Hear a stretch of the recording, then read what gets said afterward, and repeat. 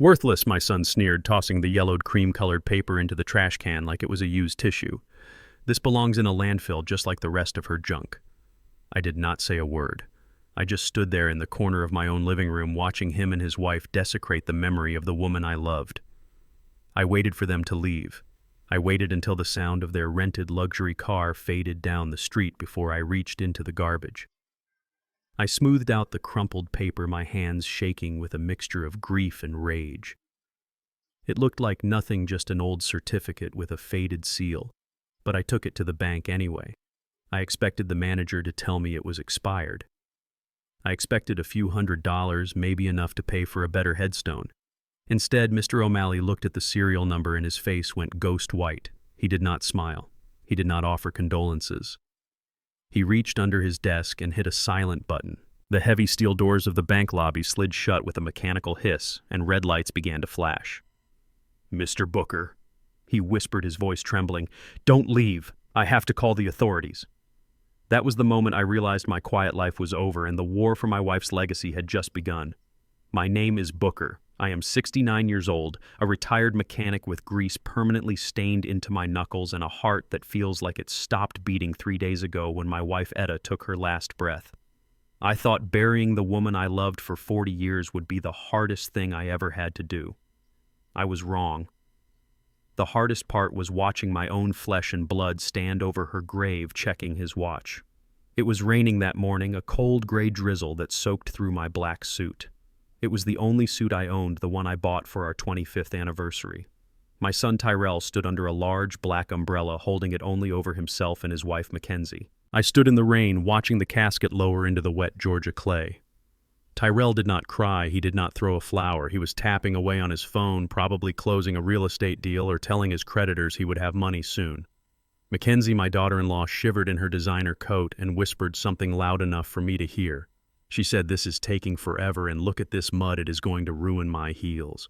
I wanted to scream. I wanted to tell them to leave, to let me say goodbye to Etta in peace, but I said nothing. I have learned over the years that silence is a poor man's shield. Etta always told me, "Booker, you let that boy walk all over you," but he was our only son.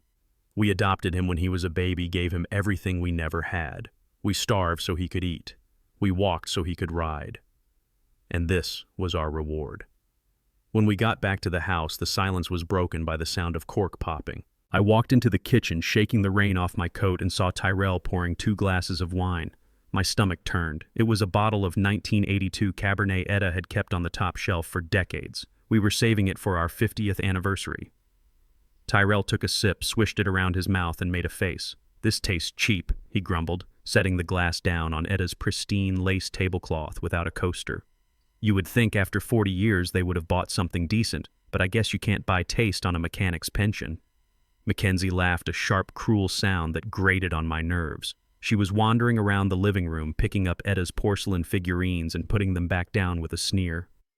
"This place smells like old people and mothballs," she said, wrinkling her nose.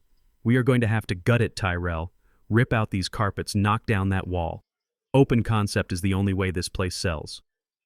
Sells. The word hung in the air like smoke. Etta was not even cold in the ground yet, and they were already planning to sell the home we built with our own hands. I sat down in my armchair, the leather worn smooth by years of use, and watched them. They moved like vultures circling a carcass. Tyrell opened the drawers of the sideboard, searching. He was looking for cash, for jewelry, for anything he could pawn. "Where did Mom keep the good stuff, Dad?" Tyrell asked, not even looking at me. "I know she had some silver. I remember seeing it when I was a kid." "We sold the silver to pay for your first year of college, Tyrell," I said quietly. He scoffed. "Right. Always the martyr. Well, there has to be something here. She was a hoarder, Dad. Look at all this paper." He pulled out a shoebox from the bottom drawer. It was Etta's memory box. Inside were letters I had written her from when I was working the night shift, tickets from the first movie we saw together, and photos of Tyrell when he was a boy before he became a stranger. Tyrell dumped the contents onto the table. He pushed aside the love letters with disgust. "Junk, junk, junk," he muttered, tossing things onto the floor. Then he paused. At the bottom of the box was a thick envelope. It was yellow with age, sealed with wax that had cracked over time. He ripped it open. I leaned forward slightly. I had never seen that envelope before. Etta handled the finances. She was the one who stretched $1 until it screamed. I just fixed the cars and brought the paycheck home. Tyrell pulled out a single sheet of paper. It was cream-colored, thick, and textured like linen. It had an intricate border of green ink and a gold seal at the bottom. It looked official but ancient. "What is this?" Tyrell squinted at the script. "Omnicorp, bearer share certificate, 1980. He let out a loud barking laugh. "Oh my God, Mackenzie, look at this. Mom bought stocks." "In 1980. Mackenzie looked over his shoulder and giggled. "Omnicorp. Never heard of it. Probably some typewriter company that went bust before I was born." Tyrell shook his head, looking at me with pity that felt more like contempt. She really thought she was doing something, didn't she? Saving this piece of paper like it was treasure. This is what happens when uneducated people try to invest. They buy magic beans. He crushed the paper in his fist. The sound of the stiff paper crinkling echoed in the silent room. "What are you doing?" I asked, my voice raspy. "Cleaning up, Dad," Tyrell said. He walked over to the kitchen trash can and threw the ball of paper inside. "This belongs in a landfill. Just like the rest of her junk, we need to clear this clutter if we want to get a good appraisal." He turned back to the drawers, searching for something, anything that glittered. I sat there for another hour listening to them criticize the wallpaper, the furniture, the life Etta and I had built. Finally, they got bored. "We are going to head to the hotel," Tyrell said, checking his phone. "We will be back tomorrow with a dumpster. Be ready to move your stuff, Dad. We need the master bedroom. You can take the basement. It is cooler down there anyway." They left without a hug, without a goodbye, just the slam of the front door. As soon as the engine of their car faded, I pushed myself up from the chair. My knees popped and my back ached, but I moved with a purpose I had not felt in years. I walked to the trash can. I reached in past the coffee grounds and the empty wine bottle and retrieved the paper. I sat at the kitchen table and carefully smoothed it out. Omnicorp, 1,000 shares, preferred stock. There was a serial number in the corner and a signature at the bottom. I did not know what it meant. I am a man who works with wrenches and oil, not stocks and bonds. But I knew Etta. She never kept anything without a reason. She saved rubber bands. She saved glass jars. If she kept this paper in a sealed envelope for 40 years, it meant something. I put on my coat and my hat. It was late, almost 4 in the afternoon, but I knew the bank in town stayed open until 5 on Fridays. I walked out to my old pickup truck, the one Tyrell called a rust bucket. It started with a reliable roar. The drive to the bank was a blur of rain and tears. I kept seeing Tyrell's face as he threw the paper away. Worthless. He had called it worthless. He had called my wife's judgment worthless. I walked into the bank lobby. It was quiet, just the hum of the air conditioning and the soft typing of the tellers.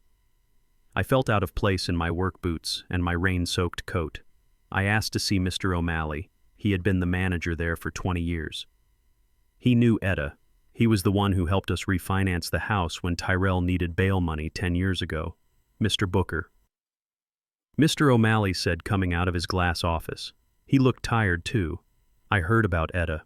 I am so terribly sorry. She was a fine woman." "Thank you," I said, taking off my hat. "I need you to look at something." I placed the wrinkled cream-colored paper on his desk. He put on his reading glasses and leaned in. At first he looked confused. He traced the gold seal with his finger. Then he stopped. He blinked once, twice. He pulled a heavy book from his shelf, a reference guide of some sort, and flipped through the pages frantically. He looked back at the paper, then at the computer screen, then at me. His face drained of all color. His hands, which were resting on the desk, began to tremble. "Mr. O'Malley," I asked, feeling a knot of fear tighten in my stomach. "Is it worthless?" Tyrell threw it in the trash. O'Malley did not answer. He slowly reached under the lip of his desk. I heard a soft click. Suddenly the atmosphere in the bank changed. The security guard by the door straightened up and put his hand on his holster. The heavy metal shutters on the windows began to lower with a mechanical hum. Red lights started flashing silently on the wall. I stood up, my heart hammering against my ribs. What is happening? Did I do something wrong? Is it a fake? Am I under arrest? Mr. O'Malley stood up and walked around the desk. He looked at me with an expression I could not read. It was fear, but it was also awe. "Mr. Booker, please sit down," he whispered, his voice cracking. "Do not leave. Do not try to exit the building. I have triggered the silent alarm. The police and the federal agents are on their way." Why, I stammered, backing away. "I didn't steal it. It was my wife's. I know, O'Malley said, raising his hands. I know it was hers. I am not calling them to arrest you, Mr. Booker. I am calling them because I cannot let you walk out of here with this paper unprotected. You have no idea what you are holding, do you? I shook my head.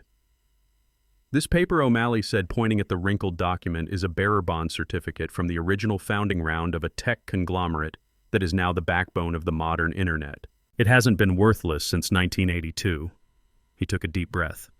Mr. Booker, based on the splits and the dividends accumulated over 40 years, this piece of paper that your son threw in the garbage is worth approximately $12 million. The room spun. I grabbed the edge of the desk to keep from falling. $12 million. But that is not why I hit the alarm. O'Malley continued, his voice dropping to a terrified whisper. I hit the alarm because when I scanned this serial number just now, the system flagged a red alert. Someone tried to access this account digitally 3 days ago. They tried to claim these funds using a forged signature. He looked me dead in the eye. The IP address was traced to a luxury hotel downtown. Someone is trying to steal this from you, Mr. Booker, and they are desperate enough to commit federal fraud. You are in danger. I sank into the chair. A luxury hotel. Tyrell. My son had not just thrown the paper away because he thought it was trash. He had thrown it away because he thought he had already stolen the value from it, and he wanted the evidence destroyed. He was not just ungrateful. He was a thief. And he was coming for me. The silence in the bank was heavier than the humid Georgia air outside. The red emergency lights pulsed against the marble walls like a slow heartbeat warning of a stroke. I sat frozen in the leather chair, clutching the armrest so hard my knuckles turned the color of ash. I saw blue lights flashing through the frosted glass of the front doors. Police. 2 cruisers screeched to a halt right on the sidewalk. I expected them to burst in with guns drawn. I expected them to drag me out in handcuffs for trying to cash a fraudulent check or for being a black man in a high-security bank vault with a piece of paper worth more than my entire neighborhood. I closed my eyes and thought of Etta. I am coming to join you sooner than I thought, old girl, I whispered to myself. But the officers did not tackle me. They did not even raise their voices. They walked in briskly, their hands resting on their belts, and nodded at Mr. O'Malley. The manager stood up and gestured to me, not as a suspect, but as a man carrying a nuclear football. Officers, secure the perimeter. O'Malley said, his voice tight with professional panic. Mr. Booker is in possession of a high-value bearer instrument, and we have reason to believe there is an active threat against his assets. One of the officers, a tall man with a buzz cut, stood directly behind my chair facing the door. The other locked the main entrance. I looked at O'Malley. I felt like a child who had wandered into a movie theater halfway through the film. Mr. O'Malley, I said, my voice trembling. Please explain this to me like I am 5 years old. Tyrell threw this in the trash. He said it was junk. How can junk be worth $12 million? O'Malley sat down and took a sip of water. His hands were still shaking. He picked up the cream-colored paper with a pair of tweezers he had pulled from a drawer. Mr. Booker, do you know where Etta worked in 1980? I nodded slowly. Of course I knew. She worked nights. She cleaned offices downtown. She scrubbed floors and emptied trash cans at the Omnicorp headquarters before they moved to Silicon Valley. She used to come home smelling of ammonia and lemon polish. O'Malley nodded. Omnicorp was a startup then. They had cash flow problems. Sometimes instead of paying their vendors or contractors in cash, they offered equity. Stock options. Most people took the cash because they needed to eat. Etta apparently took the stock. This certificate represents 1,000 original preferred shares. Over the last 40 years, the company split its stock 7 times. He did some quick math on a notepad. That 1,000 shares is now 128,000 shares. And they pay dividends. All those years, Etta never cashed the dividend checks. She must have had them reinvested automatically or held in a dormant account she never touched. This paper is the master key. Whoever holds this paper owns the fortune. It is called a bearer share. It is like cash. If you lose it, the person who finds it owns the money. That is why your son throwing it away is not just stupid, Mr. Booker. It is tragic. I looked at the paper. I saw Etta's calloused hands scrubbing tile floors. I saw her coming home at 4 a.m, her back aching just so she could buy a piece of the future. She did not buy it for herself. She bought it for us, for Tyrell, and he had tossed it into the garbage with coffee grounds and eggshells. But that is not the worst part, O'Malley said, lowering his voice. He turned his computer monitor so I could see it. The screen showed a log of access attempts, rows of red text. Last week someone tried to access this dormant account online, O'Malley said. They had Eda's social security number. They had her maiden name. They even had a digital scan of her signature. It was a good forgery, but it was a forgery. My stomach dropped. Tyrell! He tried to transfer the ownership to a holding company in the Cayman Islands, O'Malley continued, but he failed. Do you know why?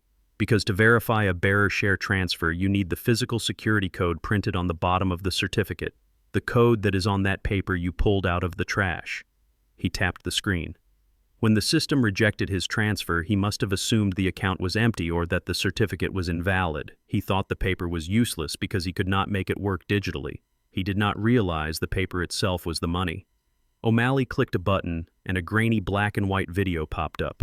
It was footage from an ATM camera near the luxury hotel downtown. It showed a man in a sharp suit pacing back and forth on a cell phone looking furious. Is this your son? O'Malley asked. I looked at the man on the screen. It was Tyrell. He looked angry. He looked desperate. He looked like a stranger. Yes, I whispered. That is Tyrell, Mr. Booker, O'Malley said, leaning forward. This is a felony, fraud, identity theft, attempted grand larceny. I have the police here. We can file a report right now. We can have him arrested within the hour. I stared at the screen. I saw my son, the boy I taught to ride a bike, the boy I sat up with when he had fevers. I saw the man who threw his mother's legacy in the trash. Part of me wanted to see him in handcuffs. Part of me wanted to see him pay for the disrespect. But another part of me, the part that was still a father, hesitated. If I arrested him now, he would just claim it was a misunderstanding. He would say he was trying to help manage the estate. He was slippery. I needed to know how deep this rot went. I needed to know if he was doing this alone or if Mackenzie was the one pulling the strings. No, I said, standing up. My knees felt weak, but my mind was clearing. Not yet. Do not arrest him yet. O'Malley looked surprised. Mr. Booker, he is dangerous. He is stupid, I corrected. He thinks he threw the money away. He thinks I am a broke old man living in a house he is about to sell. If he knows I have this money, he will come for me with a knife instead of a pen. I looked O'Malley in the eye. Freeze the account. Put this certificate in your deepest vault. Do not let anyone touch it. Not even me unless I come here with my lawyer, Mr. Harrison. If Tyrell tries to access it again, stall him. Tell him it is a system error. O'Malley nodded slowly. I can do that. But what are you going to do? I am going home, I said, putting on my hat. I am going to play the part he wrote for me.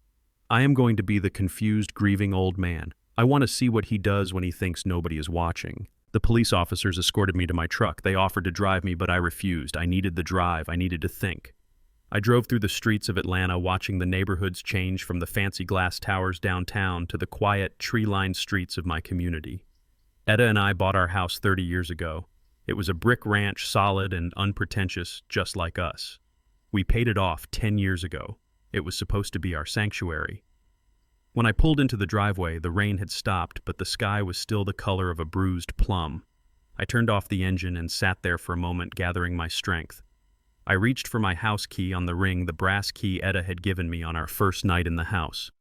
I walked up the front steps. The porch light was off, even though it was getting dark. I slid the key into the lock. It went in, but it would not turn. I jiggled it. I pulled it out and tried again. Nothing. It felt like the wrong key. I stepped back and looked at the door. The hardware was new, shiny brushed nickel instead of the old brass knob I had polished for years. A keypad with numbers sat above the handle. My heart hammered against my ribs. I rang the doorbell. I heard footsteps, heavy and impatient. The door swung open. Tyrell stood there. He was wearing a silk robe and holding a glass of my whiskey. He looked at me like I was a door-to-door salesman interrupting his dinner. "Dad," he said, sighing, "you have been gone for hours. We thought you wandered off and got lost. Mackenzie was about to call the hospitals." "My key," I said, holding it up. "It does not work." Tyrell took a sip of the whiskey. "Oh, yeah. We had a locksmith come out while you were gone. Security upgrade. You know how dangerous this neighborhood is getting. Can never be too careful."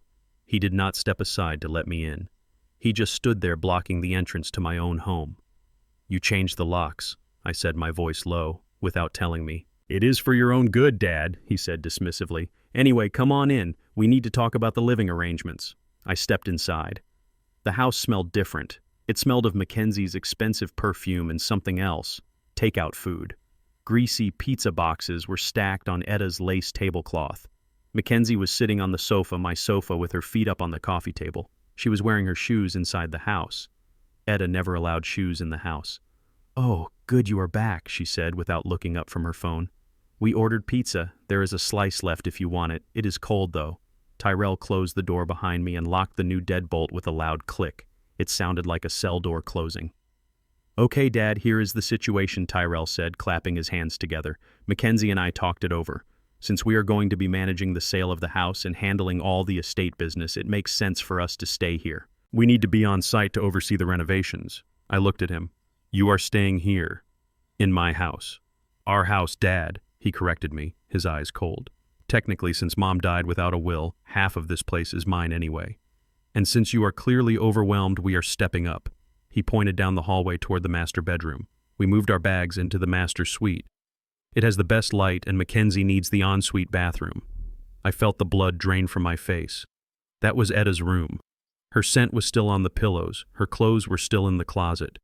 "You are sleeping in my bed," I asked, my voice barely a whisper. "It is just a bed," Booker Mackenzie said, rolling her eyes. "Don't be so dramatic.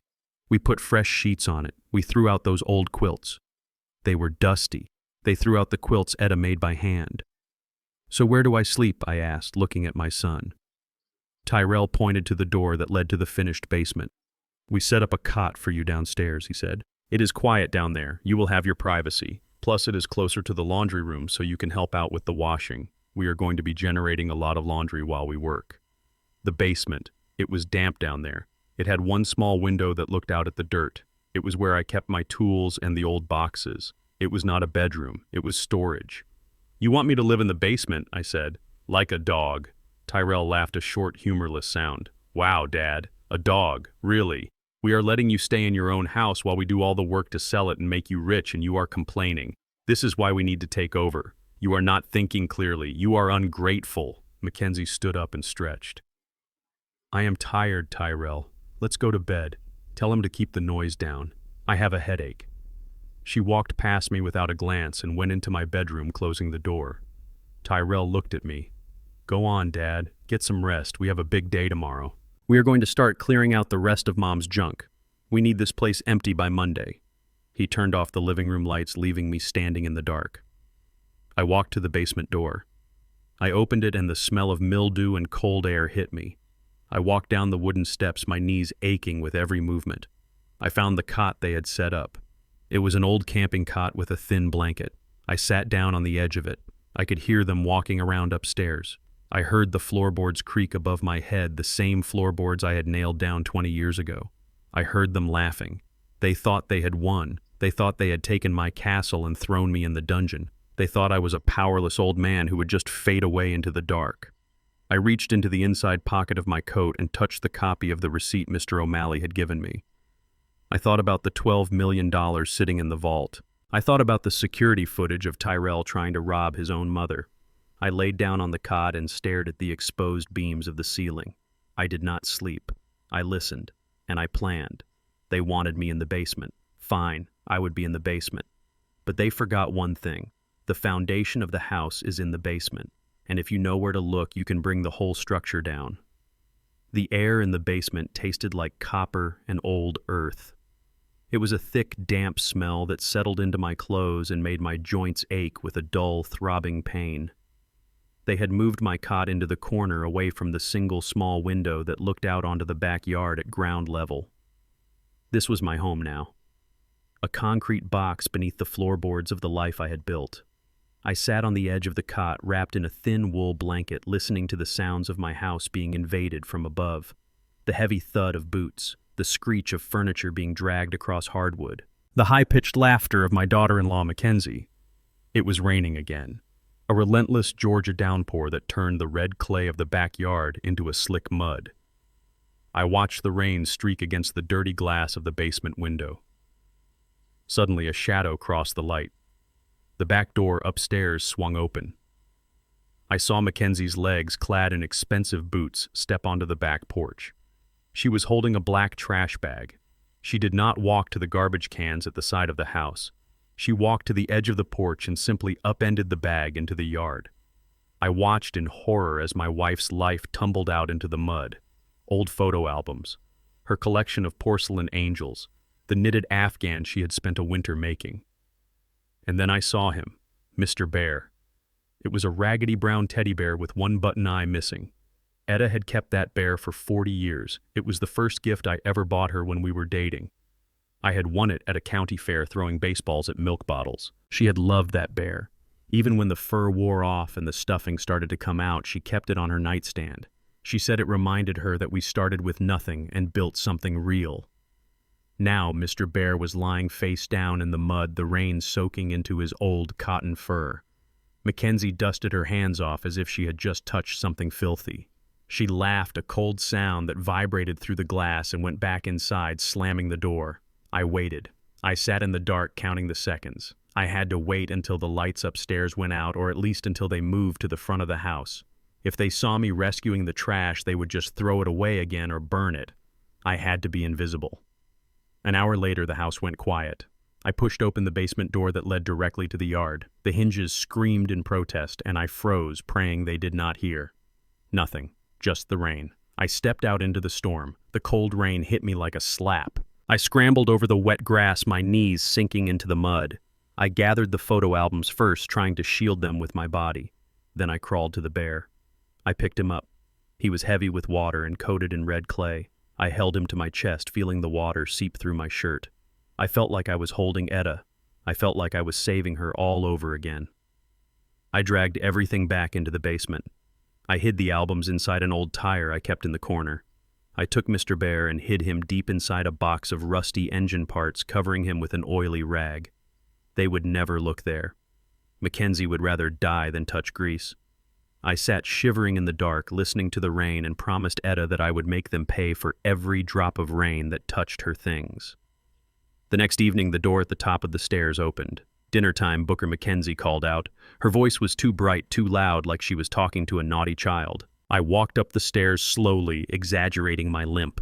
I had to make them believe I was weak. I had to make them believe I was breaking. The kitchen was unrecognizable. Etta's warm yellow curtains were gone, replaced by stark white blinds. The table was set for 3, but my place was set with a plastic bowl and a plastic spoon. "Sit down, Dad," Tyrell said, without looking up from his phone. I sat. Mackenzie placed a steaming bowl in front of me. It was a thick gray sludge that smelled of heavy cream and artificial mushrooms. "Cream of mushroom soup," she said, smiling. "I made it special. It is soft, so you do not have to chew. I know your teeth are getting bad." My teeth were fine. I had every single one of them. But more importantly, I was severely lactose intolerant. Milk and cream made me violently ill. Stomach cramps that felt like knives, nausea that lasted for days. Mackenzie knew this. Etta had made sure everyone knew it. For years at family dinners, Mackenzie had rolled her eyes when Etta made dairy-free versions of casseroles just for me. "This looks delicious, Mackenzie," I said, my voice trembling just enough. "But you know I cannot eat cream. It makes me sick." "Oh, stop it, Booker," she said, waving her hand dismissively. "It is just a little bit of milk. It is good for your bones. You need the calcium. Besides, I pureed it so it is easy on your stomach. Eat it. We cannot afford to waste food." Tyrell finally looked up. "Just eat the soup, Dad." Mackenzie spent all day cooking. Don't be ungrateful. Ungrateful. I looked at the bowl. This was not a meal. It was a test. It was a punishment. If I ate it, I would be sick and weak for days, unable to fight back. If I refused, they would starve me. I picked up the plastic spoon. I dipped it into the gray mixture. I brought it to my lips. The smell made my stomach turn. I pretended to take a sip, but I let the liquid flow back into the bowl while making a swallowing motion. I mumbled. "Very creamy." "Good," Mackenzie said, returning to her own plate of steak and potatoes. "See? Was that so hard?" I spent the next 20 minutes pretending to eat, stirring the soup around to make it look like the level was going down. When they were distracted, arguing about the cost of granite countertops, I poured half the bowl into the potted plant in the corner. "I am full," I said, pushing the bowl away. Thank you. I went back down to the basement, my stomach empty and growling. But I was prepared. Being a mechanic means you always have a backup plan.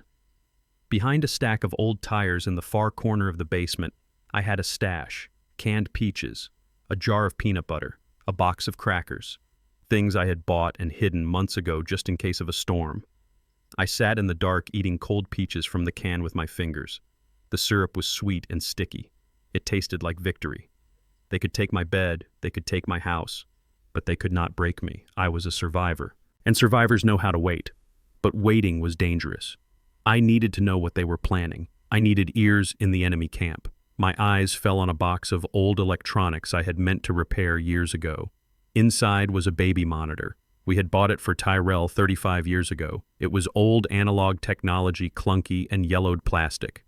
But simple technology is often the hardest to detect. I spent the next hour working in the dim light of a flashlight. I cleaned the battery contacts. I rewired the receiver. I tested it. A faint static hiss came through. It was alive. Now I just needed to plant it. I waited until I heard the shower running upstairs. That meant one of them was occupied. I crept up the stairs. The kitchen was empty. I moved silently to the living room. Under the main sofa there was a vent that connected directly to the central heating system. The metal grate was loose. I slid the transmitter unit inside the duct deep enough that it could not be seen, but close enough to pick up voices in the living room and the kitchen. I hurried back down to the basement and turned on the receiver. The sound was tinny but clear. I heard the splash of water. I heard the hum of the refrigerator. I had ears. I lay on my cot, the receiver pressed to my ear like a lifeline. I waited. Midnight passed, then 1 o'clock. The house was silent.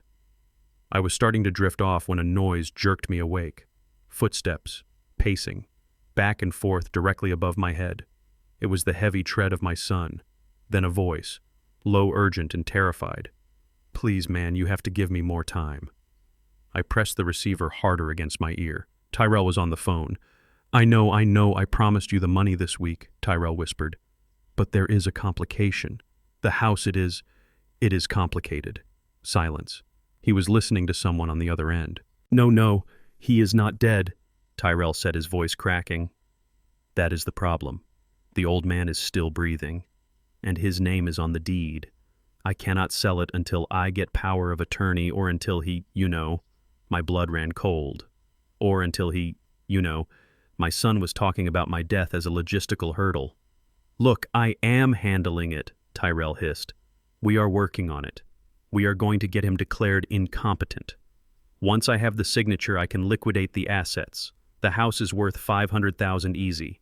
That covers everything I owe you plus interest." Another pause. "Please don't come here," Tyrell begged. "Don't hurt her. Mackenzie has nothing to do with this. Just give me a few more days. I swear I will fix it. I will get the house. Just don't hurt me." The call ended. I heard Tyrell drop into a chair. I heard him weeping softly. I stared up at the wooden beams. $500,000. My son owed $500,000 to people who threatened violence. That was why he was here. That was why he threw away the bearer bond. He was desperate. He was cornered. A cornered animal is the most dangerous thing in the world. He needed the house, and I was the only thing standing in his way. He wasn't just waiting for me to die. He was actively looking for a way to accelerate the process. I turned off the monitor. The silence of the basement was suddenly deafening. I was not safe here. Not anymore. They would not stop at soup. They would not stop at the basement. I had to move. I had to strike first. But I was just an old man in a basement with a can of peaches and a teddy bear. I needed help. I needed a weapon. And I remembered the note I had hidden in my shoe.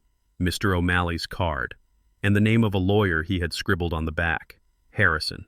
Tomorrow I would find a way to make a call. Tomorrow the old mechanic was going to start dismantling his son's life, bolt by bolt. The smell of bacon woke me up. It was a rich, salty aroma that drifted down the basement stairs and taunted my empty stomach. For a moment, I forgot where I was. I forgot the damp cot and the cold concrete floor. I thought Etta was upstairs cooking our Sunday breakfast just like she had for 40 years. Then I opened my eyes and saw the exposed pipes above my head, and the reality crashed back down on me. Etta was gone. I was a prisoner in my own home, and the man cooking bacon upstairs was the same man who was plotting to sell the roof over my head to pay off a gambling debt. I sat up and rubbed my aching knees. The can of peaches I had eaten the night before felt like a stone in my gut. I needed to be sharp today. I needed to be the fox, not the hound. I checked the baby monitor receiver hidden under the cot. It was silent. They were probably in the kitchen. I walked up the stairs, slowly counting each step. 1, 2, 3. I had to play the part.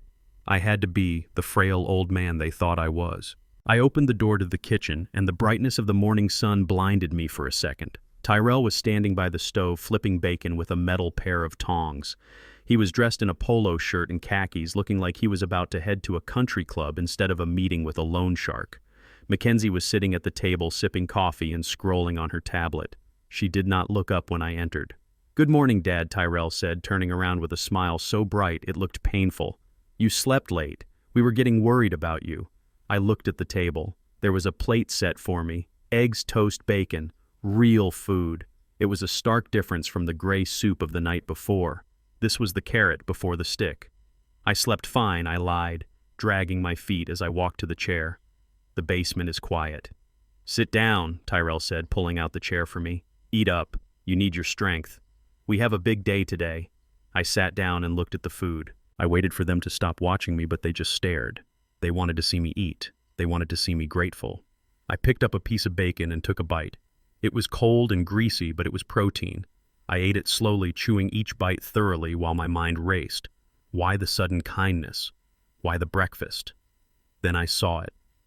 Next to the salt shaker was a thick manila folder. It sat there innocent and heavy, waiting for the right moment to be opened. Tyrell poured me a cup of coffee. He put 2 sugars in it, just the way I like it. He sat down opposite me and folded his hands on the table. "Dad, we need to talk about your finances," he started, his voice smooth and practiced.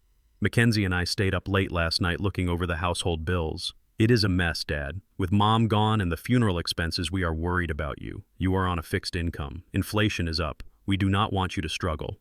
I took a sip of the coffee. It was bitter despite the sugar. "What are you saying, Tyrell?" "I am saying there is help out there," Tyrell said, tapping the manila folder. "There are state programs, subsidies for seniors, monthly stipends for heating and food.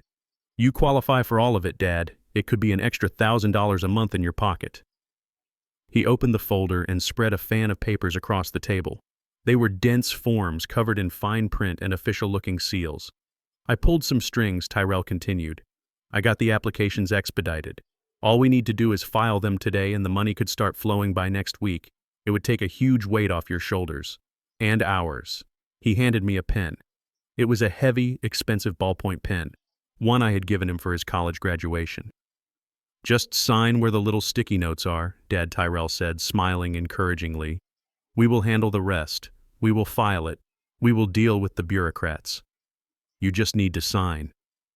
I looked at the papers. My eyes were old, but they were not blind. I reached into my shirt pocket and pulled out my reading glasses. They were taped at the bridge, a battle scar from a transmission repair job 3 years ago. "Let me read them," I said. Tyrell's smile faltered for a fraction of a second. "Dad, it is just standard boilerplate. Government jargon. It is boring. You do not need to strain your eyes." "I always read what I sign, son," I said, my voice mild but firm. "Your mother taught me that." I pulled the first sheet toward me. "Application for senior energy assistance." It looked legitimate. I read the second one. "Nutritional support grant." Also legitimate. Tyrell was smart. He was burying the poison in a pile of candy. I flipped through the pages slowly. I could feel Tyrell's leg bouncing under the table. He was nervous. He needed this done fast. I read line by line, pretending to struggle with the words. I remembered the nights I spent studying the manuals for the new hybrid engines when they first came out. I taught myself how to read schematics, how to understand the flow of electricity. Law was not so different. It was just a different kind of machine. And then I found it. It was tucked between a form for water bill reduction and a voter registration update, page 14, General Durable Power of Attorney.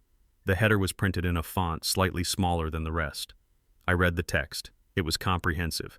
It granted Tyrell Booker the authority to manage all banking transactions, sell real estate, modify insurance policies, and access safety deposit boxes. It gave him the power to strip me naked and leave me by the side of the road legally. My heart hammered against my ribs like a trapped bird. This was it. This was the key to the lock he wanted to put on my life. If I signed this, he would not need to kill me. He could just sell the house, empty the bank accounts, and dump me in a state facility with a signature. I looked up. Tyrell was watching me, his eyes predatory. Mackenzie had stopped scrolling. She was watching too, her breath held. "Is everything okay, Dad?" Tyrell asked, his voice tight. I looked back at the paper. I saw the line for the signature. Principal's signature. "This one seems different," I said, pointing to the power of attorney. Tyrell laughed a nervous bark. "Oh, that is just the authorization for us to file the other papers on your behalf. The state needs permission to talk to us about your application. Otherwise, we have to drag you down to the office every time there is a typo. It is just for convenience, Dad. Convenience. The convenience of robbing me blind." I hesitated. If I refused to sign, he would know I was onto him. He would know I was not the confused old man he thought I was. The violence I had heard him beg to avoid on the phone last night might become his only option. I was alone in the house with two people who were desperate enough to erase me. I had to buy time. I had to make him think he had won. But I could not give him my power. I remembered something Mr. O'Malley had told me years ago when we set up the joint account with Etta. He told me that for high-value transactions, especially those involving older clients, the bank verified signatures with extreme prejudice. A missed loop, a different slant, a missing middle initial, anything that deviated from the signature card on file would flag the transaction for fraud review. My signature on file at the bank was precise. Booker T. Washington. I always signed the full name with a flourish on the B and a sharp underline beneath the Washington. It was a signature of pride. I picked up the pen. My hand hovered over the paper. I let it tremble. I let the pen shake like a leaf in the wind. "My arthritis is acting up today," I mumbled. "It is hard to hold the pen." "Here, let me help," Mackenzie said, reaching out. "No," I snapped, pulling the paper back. "I can do it. I am not invalid." I touched the pen to the paper. I focused. I needed this to look real but be legally worthless. I started to write. B-O-O-K-E-R. I wrote it shaky and jagged, and then instead of the T in the full Washington, I just wrote Booker Wash. I let the pen trail off at the end as if my hand had given out. No middle initial, no underline, no flourish. I did this on every single page. On the power of attorney form, I made sure the signature touched the line of the text above it, obscuring the letters just enough to make it contestable in court if it ever came to that. I finished the stack and dropped the pen. I rubbed my hand as if in pain. "There," I said, pushing the pile toward him. "Is that enough?" Tyrell grabbed the papers. He did not even look at the signatures. He just flipped to the back to make sure every line was filled. His eyes lit up with a greed so naked it was hard to look at. "Thanks, Dad," he said, closing the folder and clutching it to his chest like a winning lottery ticket. "You did the right thing. This is going to make everything so much easier." He stood up so fast his chair scraped loudly against the floor. "I am going to go drop these off at the office right now," he said. "The sooner we get this in the system, the sooner you get your money." He looked at Mackenzie. "Pack a bag, babe. We are celebrating tonight. We are going out." Mackenzie smiled for the first time since she arrived. Finally, she said, "I need a drink." Tyrell looked at me. "You will be okay here alone, right, Dad? We will bring you back some dinner, maybe a burger." "A burger, after the soup and the lecture on my health." He was already slipping. He thought he had the keys to the kingdom, so he did not need to pretend to care about the peasant anymore. "I will be fine," I said, staring into my coffee cup. "Just fine." They rushed out of the kitchen. I heard them running up the stairs laughing. They were celebrating my demise. I waited until I heard the front door slam and the car engine start. I waited until the silence of the house settled back around me. Then I stood up. I walked to the window and watched Tyrell's car disappear down the street. He had the papers. He thought he had the power. But he had a signature that wouldn't clear a library book, let alone a bank account.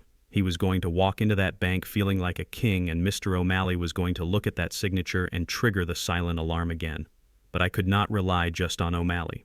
Tyrell was desperate. When the bank rejected him, he would come back here and he would be furious. I needed to be ready. I walked to the phone on the wall. I picked it up and dialed a number I had memorized from the business card hidden in my shoe. It rang twice. "Law Office of Harrison and Associates," a voice answered. "I need to speak to Mr. Harrison," I said, my voice steady and strong. "Tell him it is Booker. Tell him Etta's boy is trying to burn the house down and I need a bucket of water." The knock on the door came 3 days later, just as the sun was struggling to push through the gray clouds hanging over Atlanta. I was sitting at the kitchen table nursing a cup of lukewarm water because Mackenzie had stopped buying coffee. She said caffeine made me agitated. I heard Tyrell rush to the door, his footsteps heavy and eager. He opened it, and his voice dropped to a conspiratorial whisper. "Come in. Come in," Tyrell said. "He is in the kitchen." A man walked into the room. He was wearing a suit that was a size too small, the fabric shiny in a way that screamed cheap polyester. He carried a battered leather briefcase but no medical bag. He smelled of stale cigarette smoke and strong peppermint gum, the kind used to cover up the smell of cheap bourbon. Dad Tyrell said, his hand resting on the man's shoulder. "This is Dr. Vance. He is a specialist, a geriatric neurologist. We asked him to make a house call because we are worried about your memory lapses." I looked at Dr. Vance. I recognized him. Not from a hospital or a clinic. I recognized him from the blurry photos my private investigator had sent me the night before. This was not a doctor. This was Marcus Short, a poker buddy of Tyrell S., who had lost his license to practice chiropractics 5 years ago for insurance fraud. He was a gambler who owed money to the same people Tyrell did. Dr. Vance smiled, revealing teeth that had seen too much coffee and not enough floss. "Good morning, Mr. Booker," he said, pulling out a chair and sitting opposite me. "Tyrell tells me you have been having some trouble distinguishing reality from fiction, that you forget where you are." I looked at Tyrell. He was leaning against the counter, watching us with the eyes of a hawk. He needed this. He needed a medical professional to sign a paper saying I was incompetent. The power of attorney. I had signed with the shaky hand was not enough if he wanted to put me away against my will. He needed a diagnosis. "I know exactly where I am," I said, my voice slow and raspy, playing the part. "I am in my house. My wife Etta is just in the other room." Tyrell made a show of wiping a fake tear from his eye. "See, doctor, he still thinks Mom is alive." "It has been days." Dr. Vance nodded gravely and pulled a pen from his pocket. He clicked it nervously. "Mr. Booker, I am going to ask you a few simple questions," he said. "Can you tell me what year it is?" I stared at him. I wanted to tell him it was the year my son decided to sell his soul for a gambling debt. Instead, I squinted and looked at the ceiling. 19, I muttered. 1982. Dr. Vance scribbled furiously on his notepad, disoriented to time. "And who is the President of the United States?" I looked at Tyrell. "He looks like a movie star," I said. "Like that actor, the one from the cowboy movies." "Reagan," Dr. Vance said, shaking his head. "Stuck in the past. Classic dementia progression." He leaned forward and shone a small pen light into my eyes. He did not even look at my pupils. He was looking at my watch, an old gold Timex Etta had given me. "Mr. Booker, do you ever feel like people are stealing from you?" Dr. Vance asked. "Do you feel paranoid?" I looked directly at Tyrell. "Yes," I whispered. "Sometimes I think strangers are in my house, eating my food, sleeping in my bed." Dr. Vance sighed and closed his notebook. "Paranoia, hallucinations, severe cognitive decline." He stood up and turned to Tyrell. "It is worse than you described, Tyrell. This is acute onset dementia. He is a danger to himself. He cannot be left alone. He needs 24-hour supervision in a secure facility." Tyrell let out a breath he had been holding. "So you will sign the papers." "The certificate of incapacity." Dr. Vance nodded. "I will certify it. Stage 4. He needs immediate placement. I can have the paperwork ready by Friday morning." Friday. That was 2 days away. "Thank you," Dr. Tyrell said, shaking his hand vigorously. "You are saving his life." "Really?" They walked to the front door. I heard the murmur of voices and the rustle of an envelope being exchanged. Cash. The price of my sanity was likely a few $1,000s in an envelope. When Tyrell came back into the kitchen, he looked triumphant. "You heard the doctor, Dad," he said, his voice dripping with fake sympathy. "You are sick. Sicker than we thought. But don't worry. We are going to take care of you. We are going to find you a place where you will be safe." He patted my shoulder, his touch making my skin crawl, and left the room whistling. I sat there in the silence, feeling the rage burn in my chest like a coal. They thought I was broken. They thought I was a confused old man living in 1982. But I was not confused. I was counting. I was counting the money they owed me. I was counting the days until their world collapsed. Later that afternoon, Mackenzie came into the living room. She was talking on her cell phone, her voice high and annoying. "Yes, I know it has to be done by the weekend," she was saying. No, we do not care about the view. We care about the price. Cheap is better. He won't know the difference anyway. She saw me sitting in my armchair and abruptly stopped talking. She hung up the phone and smiled that tight plastic smile. Just planning a little getaway, Booker, she lied. Tyrell and I need a break. She sat down on the sofa and opened her oversized purse. She pulled out a compact mirror and checked her makeup. Then she pulled out a glossy brochure and set it on the coffee table. Oh, I almost forgot, she said, tapping the brochure. We found a place for you, Booker. It is lovely. Just like a resort. They have bingo and jello and nice nurses who will tuck you in. She stood up, leaving the brochure on the table. I am going to take a nap, she announced. Don't touch anything. I waited until I heard her bedroom door close. Then I reached for the brochure. Golden Horizon Care Facility. The front cover showed a smiling elderly couple sitting in a sunlit garden. It looked peaceful. It looked clean. But I knew better. Etta and I had looked into care facilities years ago for her aunt. We learned that the glossy photos were always a lie. I pulled my old smartphone from its hiding place inside the cushion of my chair. I had kept it silent and hidden, charging it only when they were asleep. I typed the name of the facility into the search bar. The results made my blood run cold. Golden Horizon was not a resort. It was a warehouse for the forgotten. The first 3 search results were news articles from local investigative journalists. State investigation launched into Golden Horizon after 3 unexplained deaths. Families sue Golden Horizon for neglect and theft of property. Health Department cites Golden Horizon for rat infestation and lack of heat.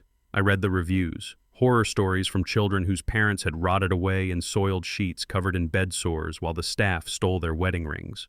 One review said, "My father went in walking and talking. 2 weeks later, he was dead from dehydration, and they claimed it was natural causes. Do not send your dog here." This was where they were sending me. They were not just putting me in a home. They were sending me to a place where I would die quickly and quietly. They did not want to pay for my care. They wanted to pay for my disposal. My hands shook as I took photos of the brochure and the search results, sending them to Mr. Harrison, my lawyer. I added a text message. Friday. They are moving on Friday. I hid the phone back in the cushion just as Tyrell walked into the room. He looked at the brochure on the table and then at me. Looks nice, right, Dad? He said. Expensive too. But you are worth it. We are going to use the money from the house sale to pay for your first year. After that, well, the state kicks in. He picked up the brochure and slipped it into his pocket. Get some rest, Dad. Big day Friday. We are going to the bank to sort out your accounts, and then we are going to take a little drive to your new home. He walked away, leaving me in the gathering dark. That night, the house was quiet, but I could not sleep.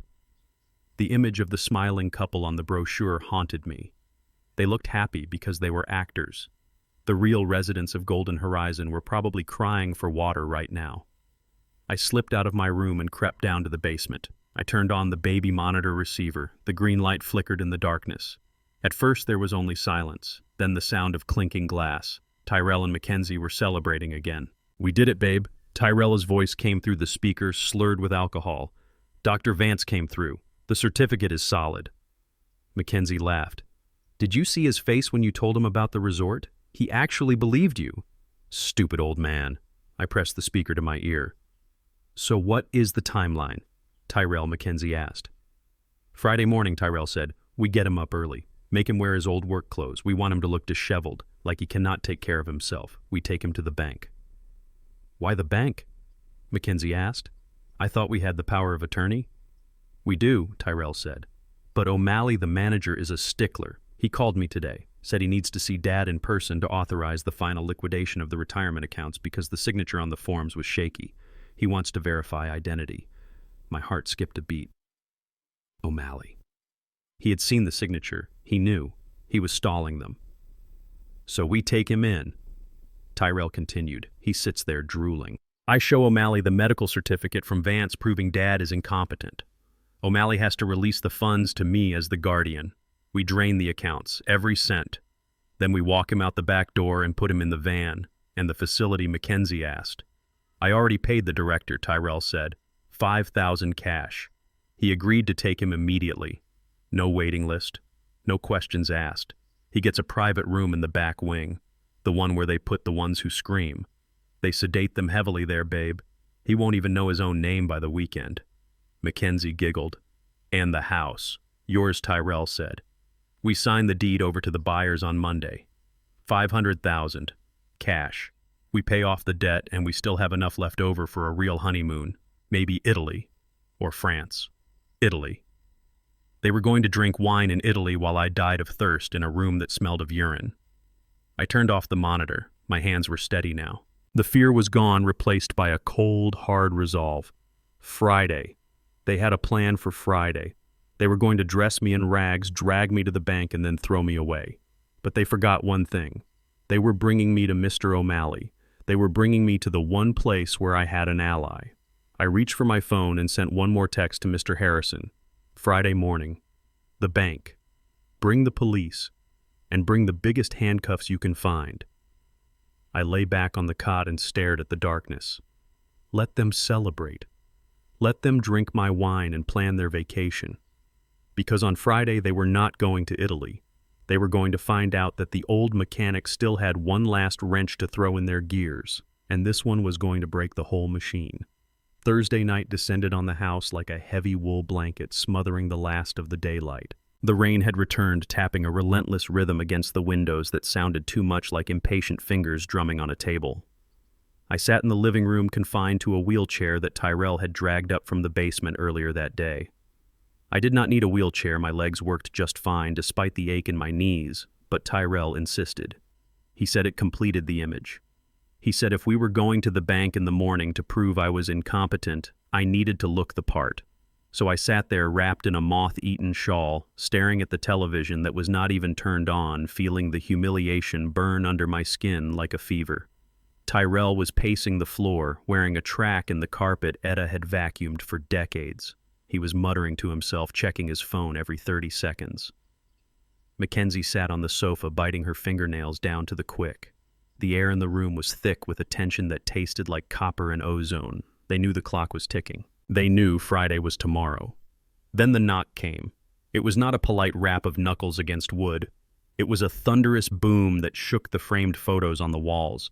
It sounded as if someone was trying to put a fist through the solid oak door. Tyrell jumped so high he nearly hit the ceiling. His face went the color of old ash. He looked at the door, then he looked at Mackenzie, his eyes wide with a terror that was almost childlike. "Don't answer it," Mackenzie whispered, her voice trembling. "Just pretend we are not here." The pounding came again, louder this time, accompanied by a voice that sounded like gravel grinding in a mixer. "Open the door, Tyrell. We know you are in there. We saw the lights." Tyrell looked at the window. He had forgotten to close the blinds. He was trapped. He looked around the room like a rat looking for a hole. He looked at me sitting silent and still in the wheelchair, and for a second I thought he might ask me to answer it. But then the door handle rattled violently and the wood groaned. "Open it or we kick it in," the voice roared. Tyrell swallowed hard. He smoothed his shirt with shaking hands and walked to the door. He unlocked the deadbolt, the new one he had installed to keep me out, and opened the door just a crack. The door was shoved open with such force that Tyrell stumbled backward, knocking into the hallway table. A vase Etta loved shattered on the floor, but nobody looked at it. Two men stepped into the foyer. They brought the smell of rain and stale tobacco in with them. The first one was enormous, a wall of muscle squeezed into a leather jacket that strained at the seams. His neck was covered in tattoos, dark ink that snaked up from his collar to his jawline. A spider web was tattooed on his left hand. The second man was smaller, wiry, and tense like a coiled spring. He had a scar running through his eyebrow and eyes that looked dead. Tyrell scrambled backward until his back hit the wall. He did not stand his ground. He did not demand they leave. He scurried behind Mackenzie, using his own wife as a human shield. Mackenzie let out a small whimper and shrank into the sofa cushions, but Tyrell kept a grip on her shoulder, peering over her head at the intruders. "Gentlemen." Tyrell squeaked, his voice an octave higher than normal. "I told you. Friday. I told you Friday." The big man stepped into the living room, his muddy boots leaving prints on the carpet. He ignored Mackenzie. He ignored me. He looked only at Tyrell. "Friday is in 4 hours, the big man said. His voice was deceptively calm. "And we heard a rumor, Tyrell. We heard you are planning to leave town. We heard you were looking up flights to Italy." Tyrell shook his head so hard I thought it might detach. No, that is a lie. I am not going anywhere. I am settling my father's estate. That takes time." The wiry man stepped forward. He pulled a knife from his pocket. It was not a switchblade. It was a box cutter, the kind used to slice through cardboard. He slid the blade out with a sharp click.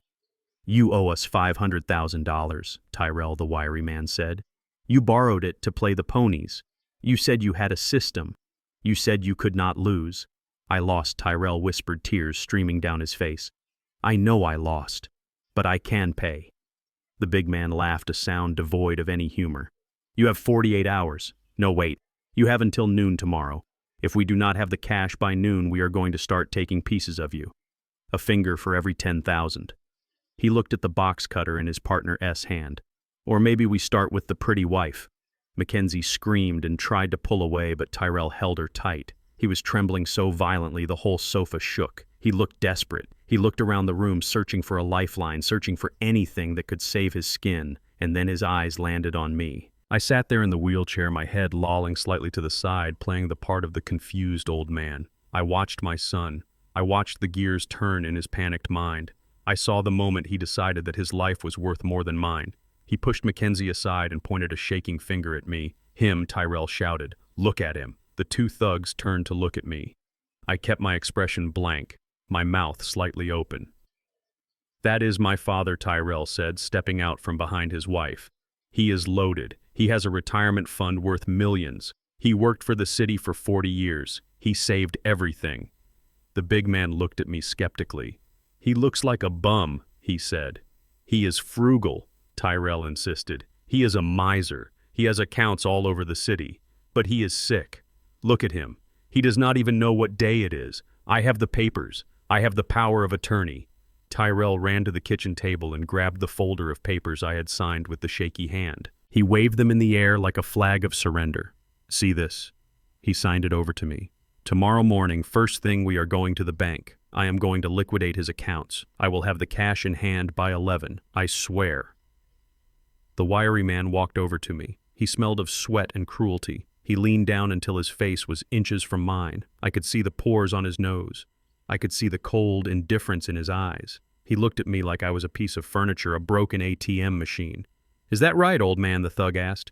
"You got the money to pay for your son's mistakes." I wanted to spit in his face. I wanted to stand up and break his nose with the skills I learned in the Navy 40 years ago. But I could not. If I showed strength now, they would just hurt me to get to the money faster. Or they would hurt Tyrell, and as much as I despised what he had become, he was still Eda's son. I let out a low moan and turned my head away, staring at the wall. I mumbled something incoherent about the rain.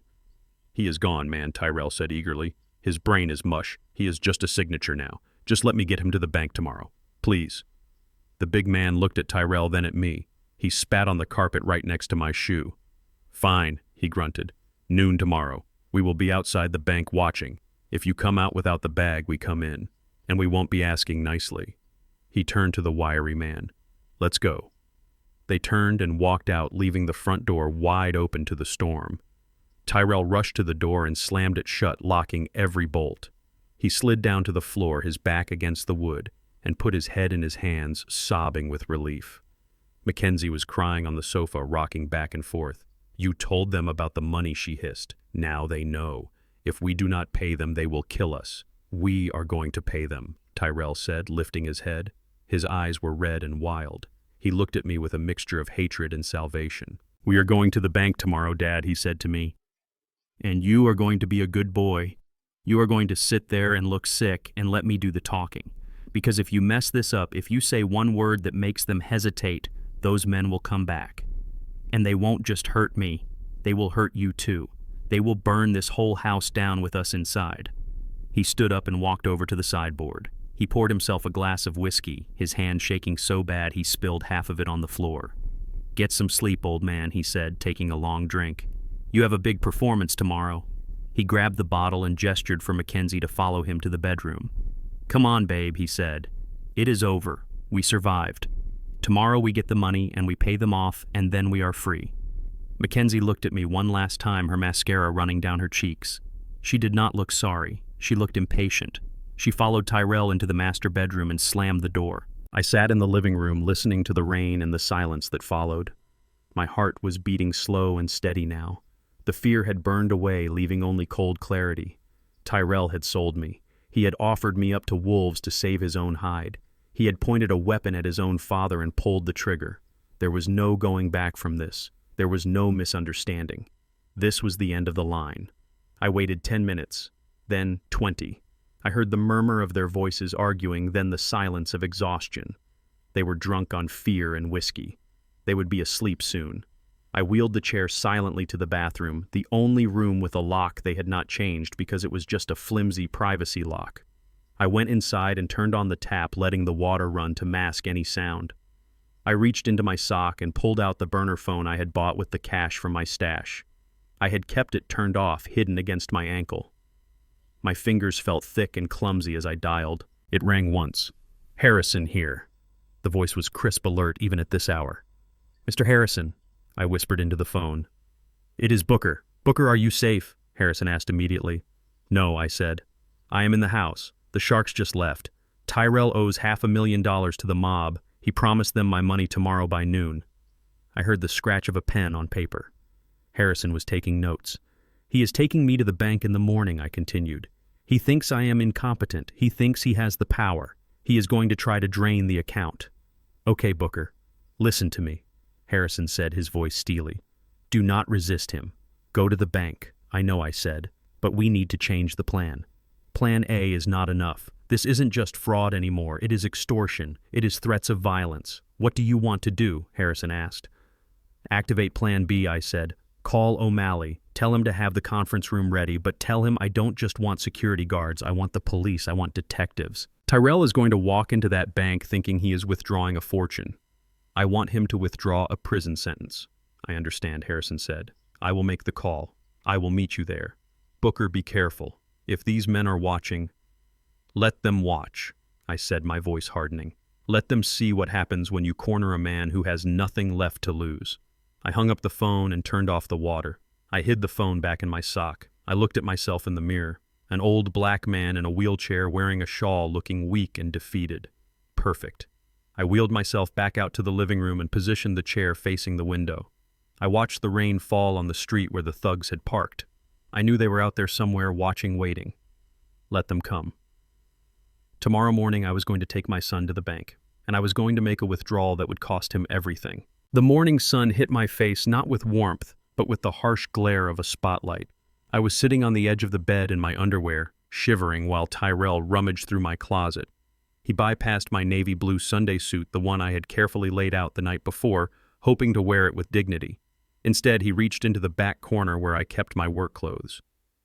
He pulled out a pair of grease-stained coveralls and a flannel shirt with a missing button and a frayed collar. It was the shirt I wore to paint the garage 5 years ago. It smelled of turpentine and old sweat. "Put these on," Tyrell ordered, tossing the bundle at my chest. I looked at the rags in my lap. "I wanted to wear my suit, Tyrell," I said, my voice raspy from the dry air. "I want to look respectable if I'm going to the bank." "Respectable is not the look we are going for, Dad," Tyrell sneered. "We are going for confused. We are going for incapable. If you walk in there looking like a deacon, they might ask you questions. If you walk in looking like a hobo, they will talk to me instead." Mackenzie stood in the doorway, checking her reflection in the full-length mirror. She looked like she was going to a fashion show. She wore a cream-colored silk blouse, tailored black trousers, and heels that clicked sharply on the hardwood floor. A gold necklace glittered at her throat. She looked expensive. She looked like money. "Hurry up, Booker," she said, wrinkling her nose. "You smell like the basement. Did you even shower?" "I did not have time," I muttered. "You locked me in the garage." "Whatever, just get dressed," she snapped. "We are on a schedule." I put on the stained shirt. I pulled on the coveralls.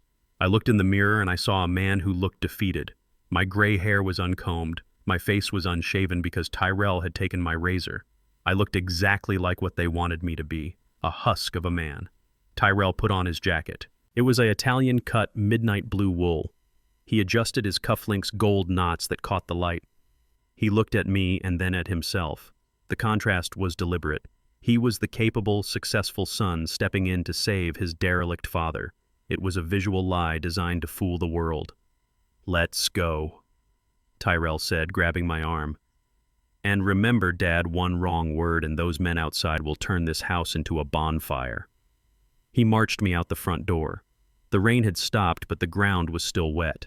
Parked across the street was a black sedan with tinted windows. I saw the silhouette of two heads inside, the loan sharks. They were watching. Tyrell saw them too. He stiffened and his grip on my arm tightened until it hurt. "Just keep walking," he whispered, his breath hot and anxious against my ear. "Do not look at them." He shoved me into the back seat of his SUV. Mackenzie got in the front passenger seat, pulling down the visor to check her lipstick one last time. Tyrell started the car and peeled out of the driveway. He drove fast, too fast, weaving through the morning traffic. His knuckles were white on the steering wheel. He kept checking the rearview mirror, paranoid that the black sedan was following us. It probably was. We arrived at the bank at 10 minutes past 9. It was a large branch with tall glass windows and polished marble floors. Tyrell parked in the handicap spot right in front. "Okay, listen to me," Tyrell said, turning around to face me. "We are going inside. You are going to sit in the chair. You are going to look at the floor. If anyone asks you anything, you look at me. You understand?" I nodded, keeping my mouth slightly open, feigning the dull stare of the senile. "Good. Let's get this over with." We walked into the bank. The air conditioning hit me cool and sterile. The lobby was busy. People were standing in line waiting for tellers. Businessmen in suits, mothers with children. When we walked in, heads turned. They saw Tyrell and Mackenzie looking like royalty, and then they saw me shuffling behind them in my dirty coveralls. I saw the pity in their eyes. I saw the judgment. They thought I was a charity case. They thought my son was a saint for taking care of me. Tyrell bypassed the line and walked straight to the customer service desk. A young woman named Sarah was sitting there typing on a computer. I knew Sarah. I had fixed her radiator last winter for free because she was a single mother struggling to make ends meet. She looked up and smiled, but the smile froze when she saw me. "Mr. Booker," she said, concern flooding her face. "Are you all right?" Tyrell stepped in front of me, blocking her view. "He is having a bad day," Tyrell said, his voice smooth and authoritative. "I am his son, Tyrell. This is his daughter-in-law, Mackenzie. We need to handle some urgent business regarding his accounts. He is not really up to talking today." Sarah looked around Tyrell at me. I stared at my shoes, biting the inside of my cheek to keep from speaking. "I see," Sarah said slowly. "How can I help you?" "We need to close out his savings and retirement accounts," Tyrell said, placing the thick folder of papers on the desk. "He has decided to move his assets into a managed trust under my care. Here is the power of attorney he signed yesterday along with the medical certificate of incapacity." He pushed the folder toward her. Sarah opened it. She looked at the medical certificate signed by the disgraced chiropractor. She frowned. Then she looked at the power of attorney forms. She scanned the document. Her eyes stopped at the bottom of the page. She looked at the signature. BOOKERWASH.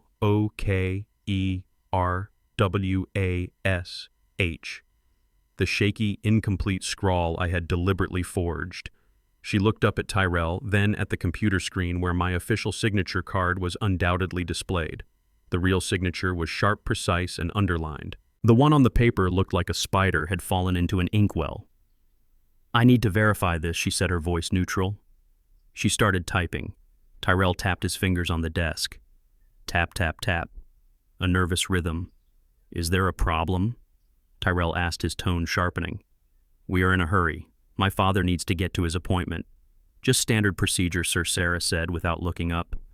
"Large withdrawals require manager approval, especially with a third-party authorization." She typed something else and then hit enter. A small, silent notification popped up on her screen. I could not see it, but I knew it was there. Mr. O'Malley had set a flag on my account. The moment anyone tried to access it using that specific faulty signature, the system would lock down. Tyrell looked at his watch. "It is taking too long," he hissed at Mackenzie. "They are stalling." "Relax," Mackenzie whispered, though she looked like she was about to scream. "Just smile. Act normal." Sarah picked up the phone on her desk. "Mr. O'Malley," she said into the receiver. "Yes, I have a Mr. Tyrell Booker here. He is requesting a full liquidation of the Booker T. Washington accounts." "Yes, correct. The power of attorney is inconsistent." Tyrell S. head snapped up. "Inconsistent. What do you mean, inconsistent?" "My father signed that right in front of me." Sarah held up a hand. Yes, sir, I understand. I will send them back. She hung up the phone. She looked at Tyrell, and then for a brief second she looked at me. Her eyes were not pitying anymore. They were alert. She gave me a tiny, almost imperceptible nod. She knew. Mr. O'Malley would like to speak with you personally, Sarah said, standing up. Tyrell slammed his hand on the desk. I do not have time for a chat. I have legal authority. Give me the money. Sir, please lower your voice, Sarah said, stepping back. We cannot process a transaction of this magnitude at the counter. Mr. O'Malley has prepared the necessary paperwork in the VIP conference rooms. He wants to ensure everything is handled with the utmost privacy, given the sensitive nature of your father's condition. VIP conference room. The words hung in the air. Tyrell blinked. His anger wavered, replaced by a flicker of greed. VIP meant money. VIP meant they accepted his status. He looked at Mackenzie. They are taking us to the back, he whispered. That is good, right? That means they are getting the cash ready. It means they respect you, Mackenzie whispered back, smoothing her blouse. They know who is in charge. Tyrell straightened his jacket. He ran a hand through his hair. He looked at Sarah. Fine, he said. Take us to Mr. O'Malley, but make it quick. Sarah gestured toward a heavy oak door at the back of the lobby. Right this way, please. Tyrell grabbed the handles of my wheelchair. Here we go, Dad, he muttered, a triumphant grin spreading across his face. You are finally going to be useful. We are getting the VIP treatment. He pushed me across the marble floor. I felt the vibration of the wheels through the seat. I looked at the other customers as we passed.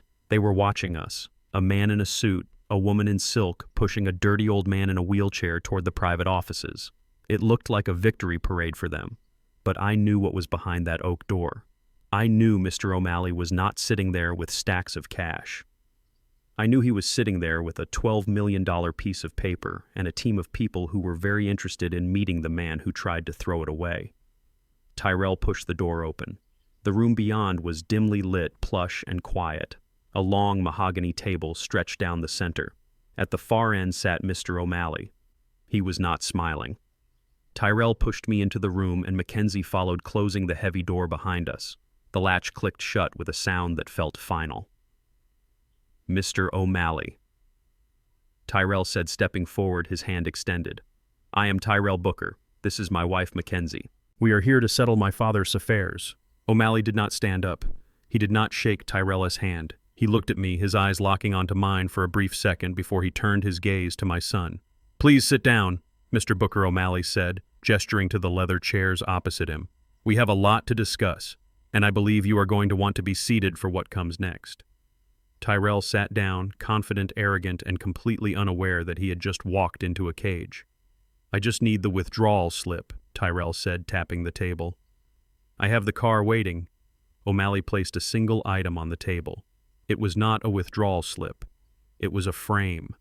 And inside the frame, behind UV protective glass, was the cream-colored paper with the green border. We will get to the withdrawal in a moment, O'Malley said, his voice cold as ice. But first, I think we should talk about this. Tyrell stared at the frame. His confusion was palpable. He squinted at it. What is that? He asked. Some kind of antique. It is the paper you threw in the trash 3 days ago, O'Malley said. The blood drained from Tyrell's face so fast it looked like a magic trick. He recognized it. He remembered the crunch of the paper in his fist. He remembered the coffee grounds. And in that moment, as my son stared at the fortune he had discarded, I finally allowed myself to smile. It was not a nice smile. It was the smile of a mechanic who just realized the engine was about to blow and he was the only one standing at a safe distance. The heavy mahogany door clicked shut, sealing us inside the VIP conference room. The air here was different. It smelled of lemon polish and old money. It smelled of power. Tyrell sat across from Mr. O'Malley, vibrating with a mix of greed and terror. He kept checking his watch, glancing at the door as if he expected the loan sharks to burst in at any moment. Mackenzie sat beside him, her posture rigid, her eyes darting around the room, assessing the value of the paintings on the walls. I sat in my wheelchair, my head bowed, my hands resting on my knees. I looked like a man who had given up. But under my lashes, I was watching. I was recording every twitch of my son's eye, every bead of sweat that gathered on his forehead. Mr. O'Malley sat behind his desk, his fingers steepled. He looked at Tyrell with an expression that was almost bored. It was the look of a predator who knows the prey has nowhere to run. "Let us make this quick," Tyrell said, his voice tight. "I have the power of attorney. I have the medical certificate. My father is incapacitated. I need to liquidate the retirement accounts immediately. Cashier S. Check. Today." O'Malley did not reach for a checkbook. He did not reach for a withdrawal slip. Instead, he reached under his desk and pulled out a rectangular object covered in a velvet cloth. He placed it gently in the center of the table. "We will discuss the retirement accounts in a moment," Mr. Booker O'Malley said, his voice calm and deep. "But first we need to address the matter of the primary asset." Tyrell frowned, confusion wrinkling his forehead. "Primary asset? What are you talking about? The old man has a 401k and a savings account. That is it." O'Malley slowly pulled the velvet cloth away. Underneath was a simple black frame, and inside the frame, pressed behind museum-quality glass, was the cream-colored paper with the green border. The paper Tyrell had crumpled, the paper that smelled of coffee grounds and garbage. Tyrell stared at it. For a moment he did not recognize it. It was just a piece of paper. But then his eyes widened. He leaned forward. He saw the coffee stain in the corner. He saw the crease where he had crushed it in his fist. "What is this?" Tyrell asked, a nervous laugh bubbling up in his throat. "Is this a joke? This is the trash I threw out at Mom's house. Why do you have this?" Mackenzie looked at the paper and then at O'Malley. "Why is garbage in a frame?" she asked, her voice shrill. O'Malley leaned back in his chair. He looked at Tyrell with a mixture of pity and disgust. "You called it trash," Mr. Booker O'Malley said. "You threw it in the garbage can because you did not understand what you were holding. You thought it was a relic. You thought it was worthless." Tyrell slammed his hand on the table. "It is worthless. It is an old stock certificate from a company that does not even exist anymore. Stop wasting my time. I need the money." O'Malley smiled. It was a cold smile. A smile that said, "I know everything." "Omnicorp does exist," Mr. Booker O'Malley said softly. "It just changed its name.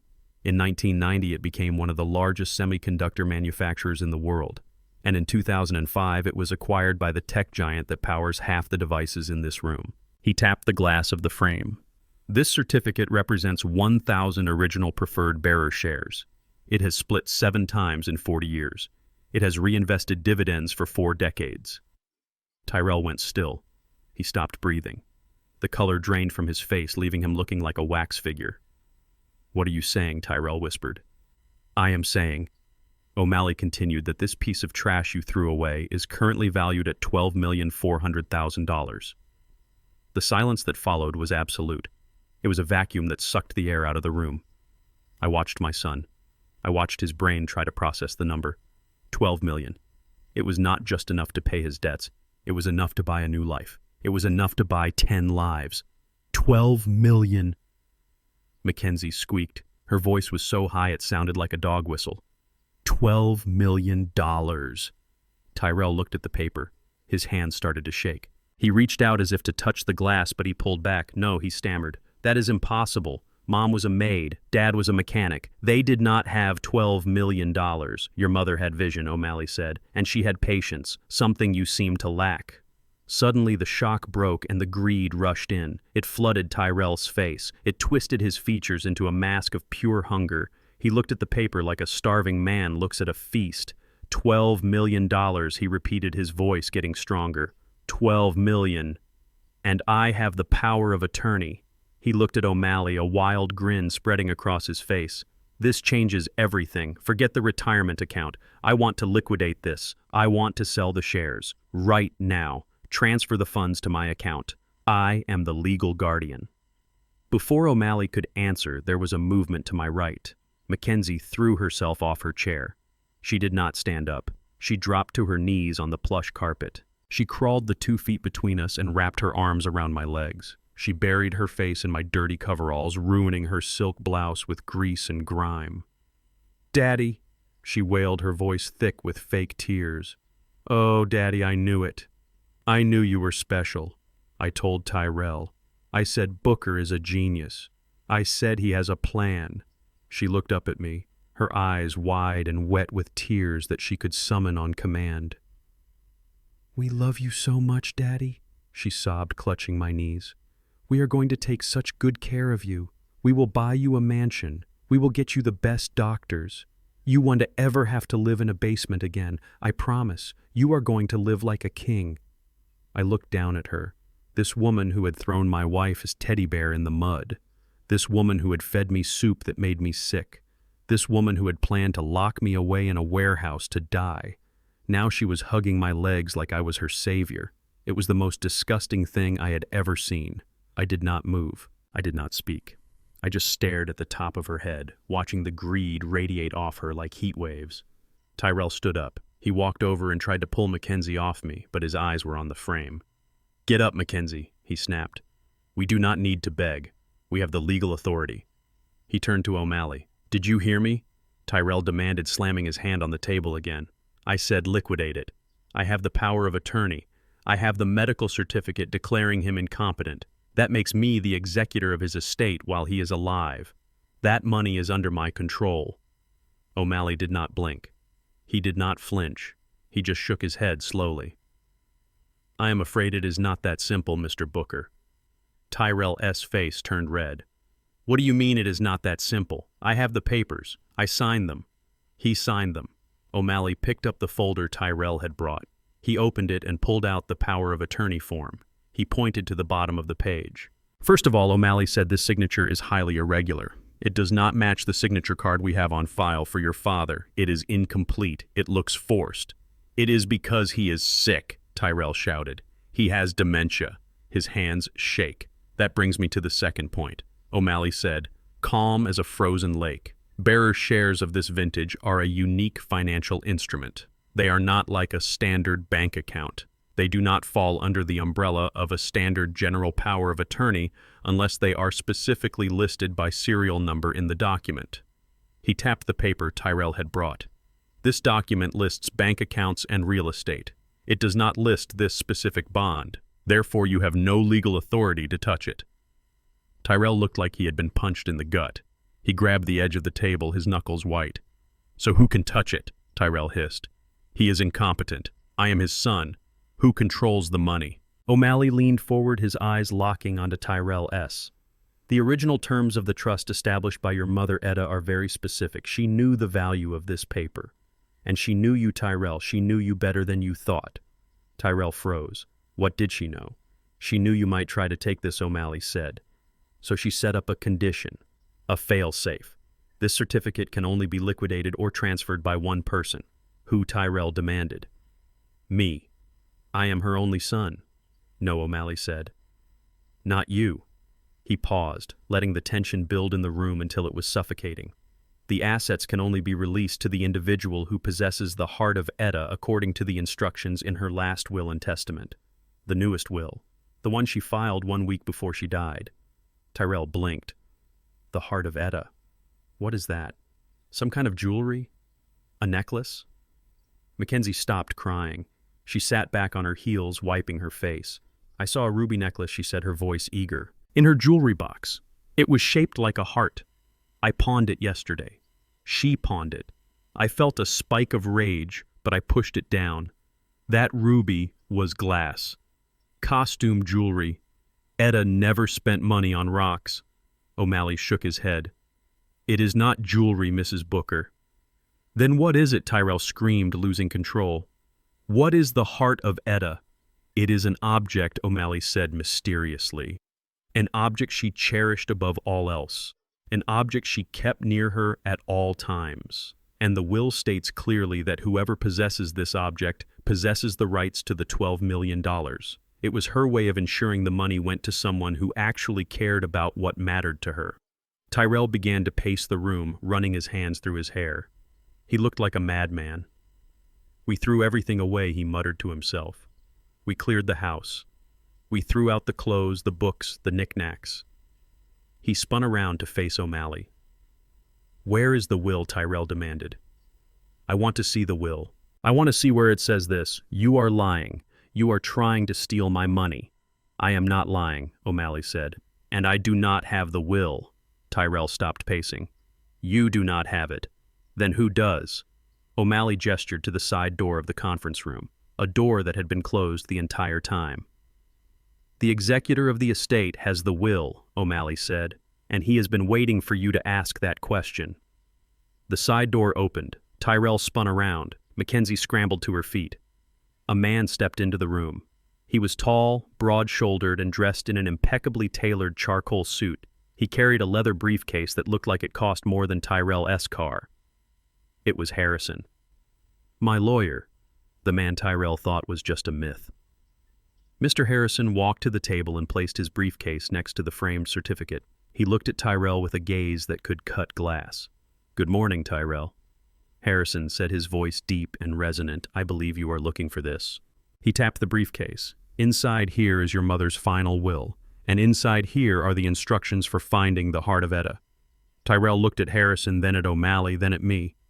He was surrounded, but he was too greedy to see the trap. He only saw the briefcase. Give it to me, Tyrell said, stepping toward Harrison. I am the son. That is mine. Harrison did not flinch. You threw the paper in the trash, Tyrell, he said calmly. You threw your mother's legacy in the garbage. Do you really think she left you the key to her fortune in a briefcase you could just grab? He opened the briefcase. He pulled out a remote control. He pointed it at the wall where a large flat-screen television was mounted. Sit down, Tyrell, Harrison commanded. Your mother has a message for you. Tyrell sank into the chair, his eyes fixed on the black screen. Mackenzie stood behind him, clutching his shoulder, her nails digging into his jacket. Harrison pressed the button. The screen flickered to life. And there she was. Etta. My Etta. Sitting in her favorite armchair wearing her Sunday dress. She looked tired, but her eyes were clear and sharp. She looked straight into the camera, straight into the soul of the son who had betrayed her. Hello, Tyrell Etta's voice filled the room, warm and stern at the same time. If you are watching this, it means you tried to sell the house. It means you tried to hurt your father. Tyrell gasped. He looked at the screen as if he were seeing a ghost. I knew you would, Etta continued on the screen. I loved you, son, but I knew you. You always wanted the easy way. You always looked at what we had and called it nothing.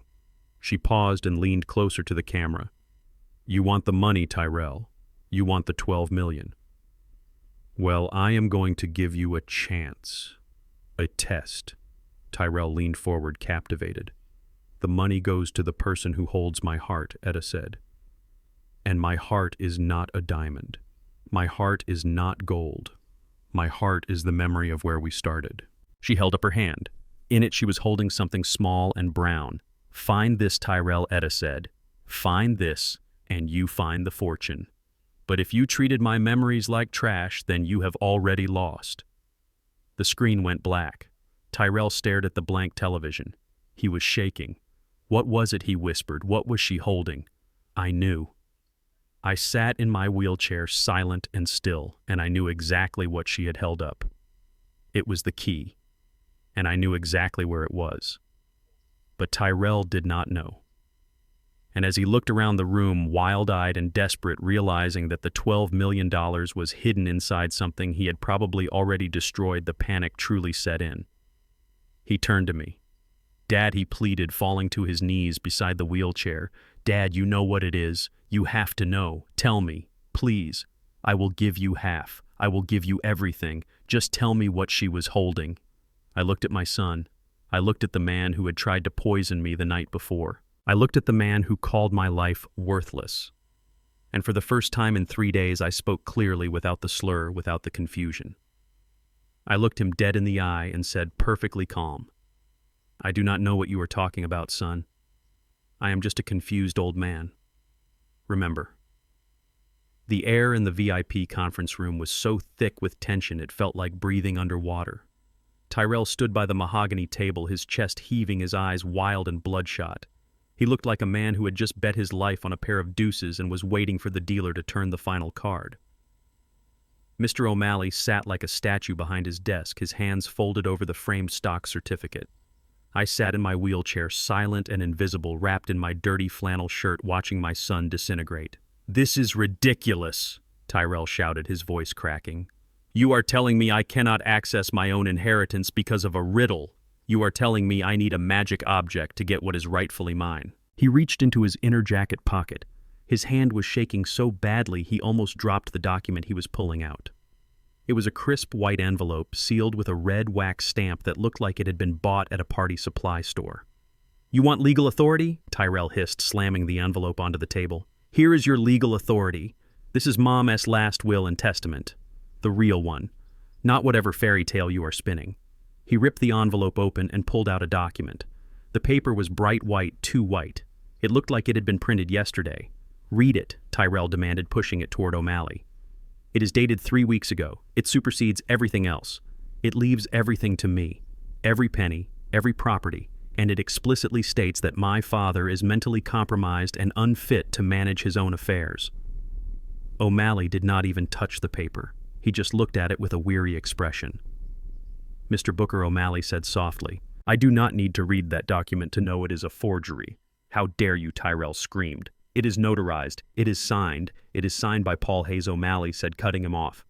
"The FBI arrested Mr. Hayes last night, Tyrell. They raided his office. They found the template for this will on his hard drive. They have a recording of you paying him $50,000 to print it."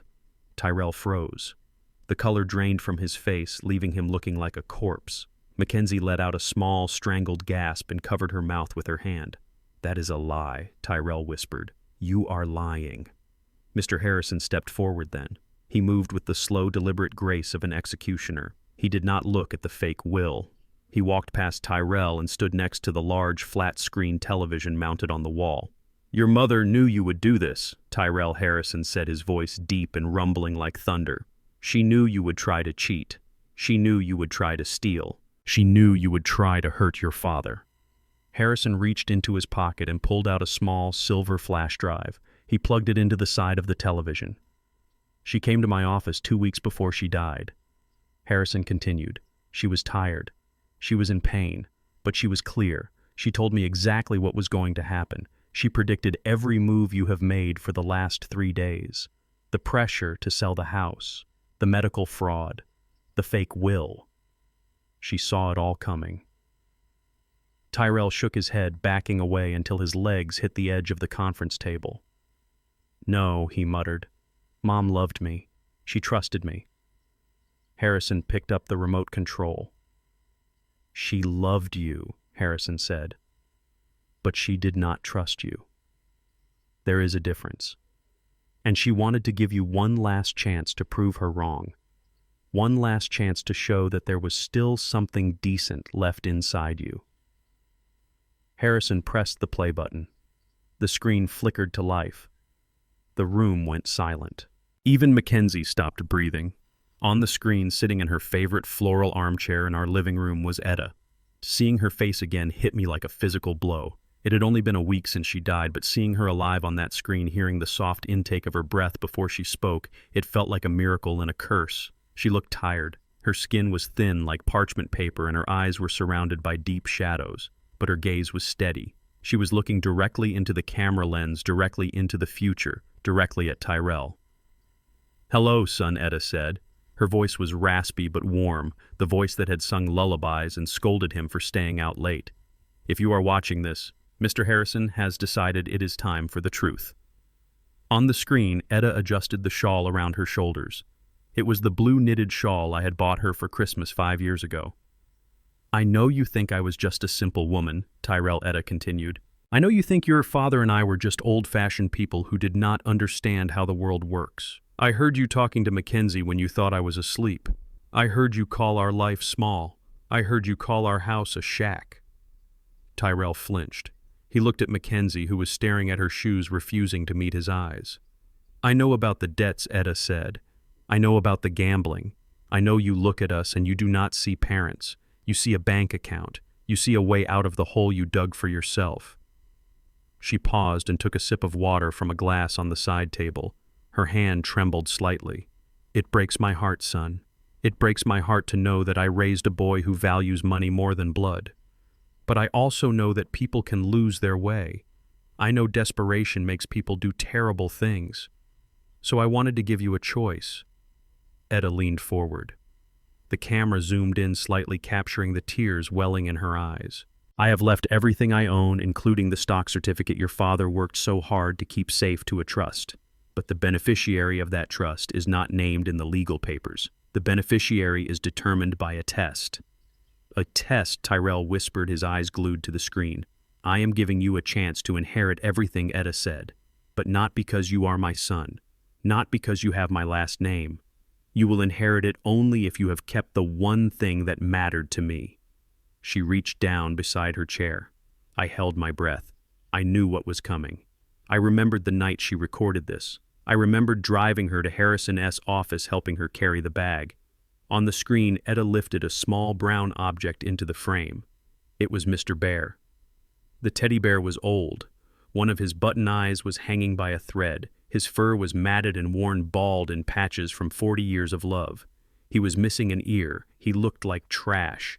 He looked like the most beautiful thing in the world. This bear, Etta said, stroking its head. Your father won this for me on our first date. We had nothing then, Tyrell. We had no money. We had no house. We had no car.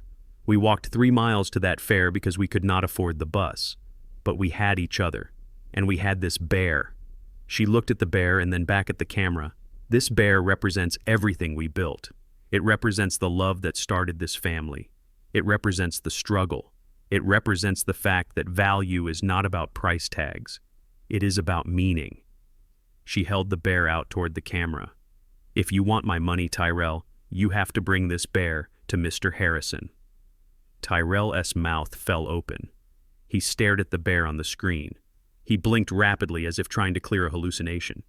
Inside this bear, Etta said, her voice dropping to a whisper, is the key. Literally. I sewed the key to the safety deposit box inside his stuffing. The box contains the original will naming the beneficiary. If you have the bear, you have the key. If you have the key, you have the fortune. She smiled a sad, knowing smile. But if you threw him away, Tyrell, if you looked at this old raggedy thing and saw only garbage, then you have thrown away your inheritance. You have thrown away your mother's heart. And if you did that, then you deserve nothing. The screen went black. The silence in the conference room was absolute. It was a silence so profound it felt like the air had been sucked out of the room. Tyrell stood frozen.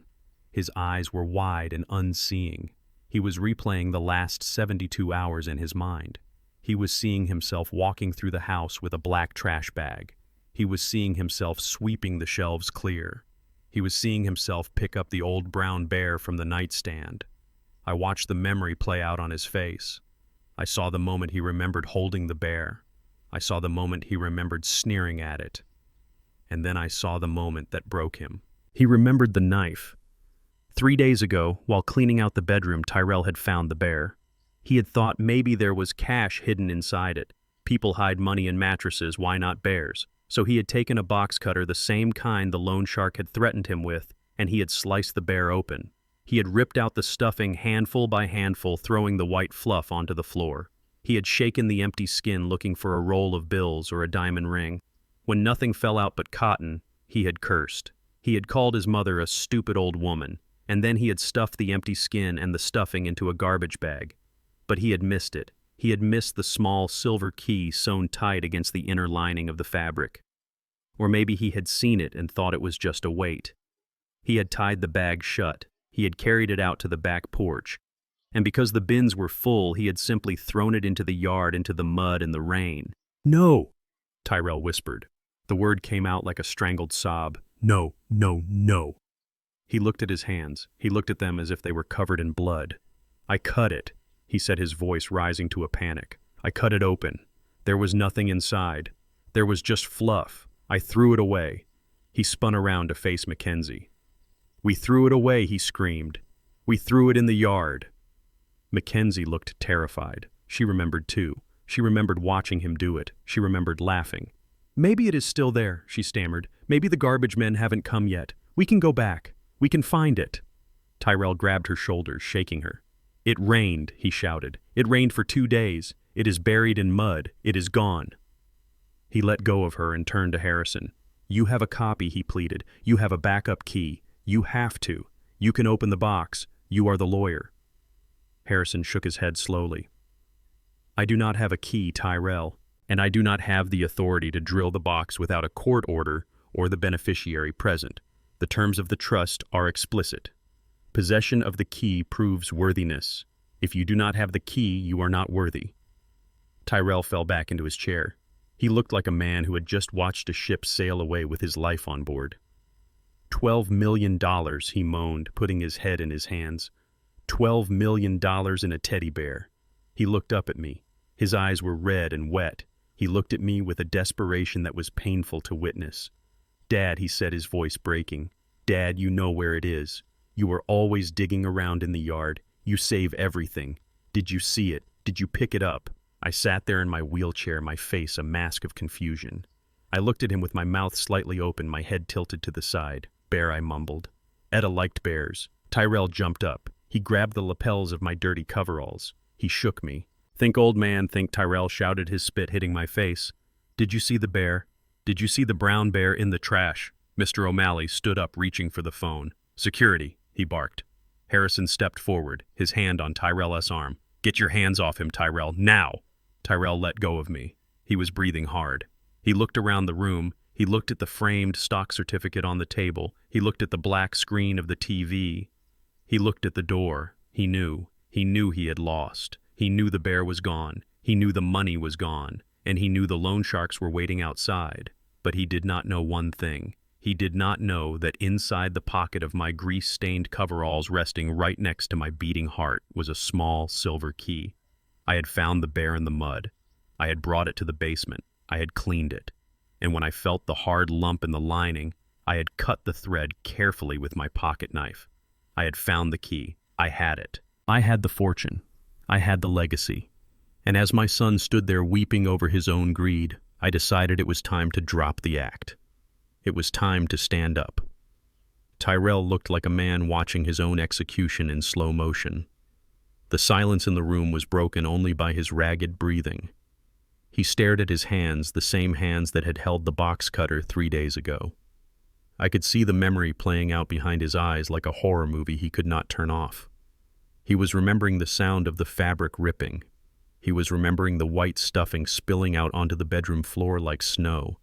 He was remembering the way he had kicked the empty skin of the bear into the corner, calling it garbage, calling his mother's love garbage. "It is gone," Tyrell whispered, his voice cracking. "It is gone. I threw it in the trash. I put it in a black bag. I tied a knot in it. I threw it in the bin outside. And then it rained." He looked up at Mackenzie, his eyes wide and bloodshot. "The garbage truck came yesterday," he said, his voice rising to a shriek. "I heard it.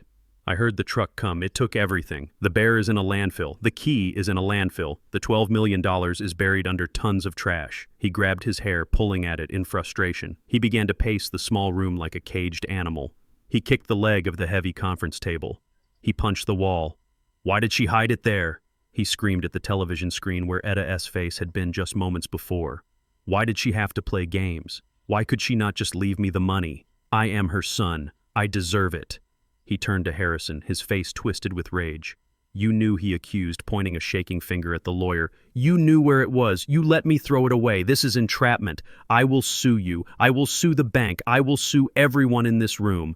Harrison did not even blink. He just stood there calm and immovable as a mountain. "Your mother gave you a test," Tyrell Harrison said. "You failed. Nobody forced you to cut that bear open. Nobody forced you to throw it away. You did that because that is who you are. You destroy things you do not understand." Tyrell fell to his knees. The arrogance was gone. The slick businessman facade had melted away, leaving only a terrified child who had broken something he could never fix. "Please," he sobbed, burying his face in his hands. "Please tell me there is another way. I owe money. Bad money. If I do not walk out of here with that cash, I am a dead man. They are waiting outside. They are going to kill me." Mackenzie was crying too, but she was looking at Tyrell with pure hatred. "You idiot," she hissed. "You stupid, useless idiot. You threw away $12 million. I told you to check the pockets. I told you to look for jewelry." "There were no pockets," Tyrell wailed. "It was a stuffed animal. I watched them. I watched the greed turn into panic and the panic turn into despair. It was a pathetic sight.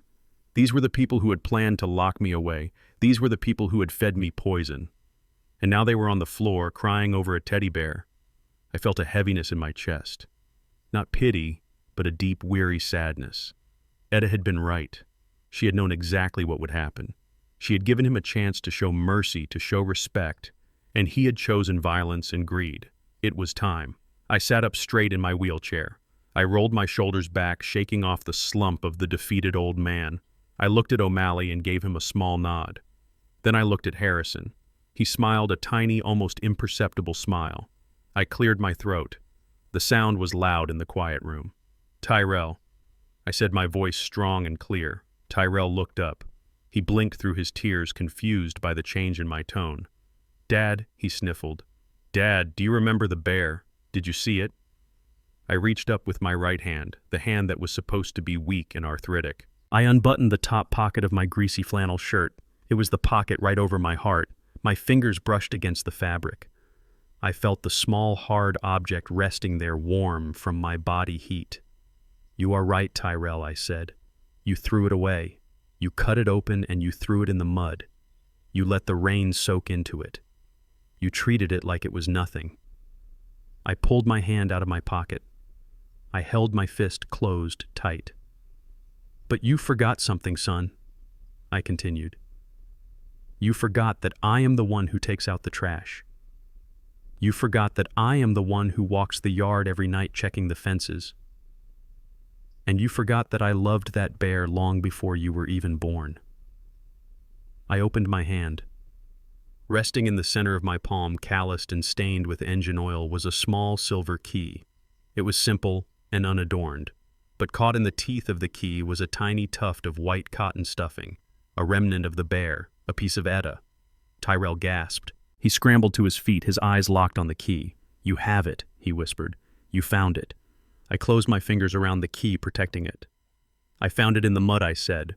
"I brought it down to the basement. I cleaned the mud off its fur. I dried it with my own towel. And when I felt the hard lump inside the lining, I knew what Etta had done. I knew she had left me a weapon." Tyrell took a step toward me. "Dad, give it to me," he said, his voice trembling with renewed hope. "Give me the key. We can split it. 6 million each. You can have the house. You can have whatever you want. Just give me the key." I looked at him. I looked at the son I had raised, and I saw nothing but a stranger. "I did not keep this for the money, Tyrell," I said quietly. "I kept it because it was hers. I kept it because it was the first thing I ever gave her. I kept it because, unlike you, I know the value of things that cannot be sold." I pushed the brake levers on the wheelchair. Click. Click. Then I stood up. I stood up slowly, unfolding my legs to their full height. I straightened my back. I was not a frail old man. I was 6 feet tall and built from a lifetime of hard labor. I towered over Tyrell. He stepped back, fear flickering in his eyes. "You can walk," he stammered. "You are not sick." "I never was," I said. "I was just watching, and I saw everything." I walked past him. I did not look at Mackenzie, who was staring at me with her mouth open. I walked to the wall behind O'Malley's desk. There was a panel on the wall, a small metal door that looked like part of the decor, but I knew what it was. O'Malley had shown me the schematics years ago when he renovated the branch. I looked at Harrison. He nodded and handed me the folder containing the death certificate and his executor credentials. "Mr. Booker," Harrison said formally, "as the executor of Etta Booker's estate, I certify that you are the holder of the key. You have passed the test." I inserted the small silver key into the lock on the panel. It fit perfectly. I felt the tumblers click into place. It was a sound I knew well, the sound of a machine working exactly as it should. I turned the key. There was a heavy thunk as the internal bolts retracted. The metal door popped open. Inside was a small steel safety deposit box. It was not very big, just large enough to hold a few stacks of papers. Tyrell moved. He lunged toward me, desperation overriding his fear. "Dad, no," he shouted. "Don't open it." The security guard, who had been standing silently by the door, stepped forward, blocking Tyrell's path. He put a heavy hand on Tyrell's chest and pushed him back. Tyrell stumbled and fell into a chair. I ignored him. I reached into the compartment and pulled out the steel box. I placed it on the mahogany table next to the framed stock certificate. The box had a simple latch. I lifted the lid. Inside, resting on top of a stack of legal documents, was a single dried rose. It was the last flower I had given Etta before she went into the hospital.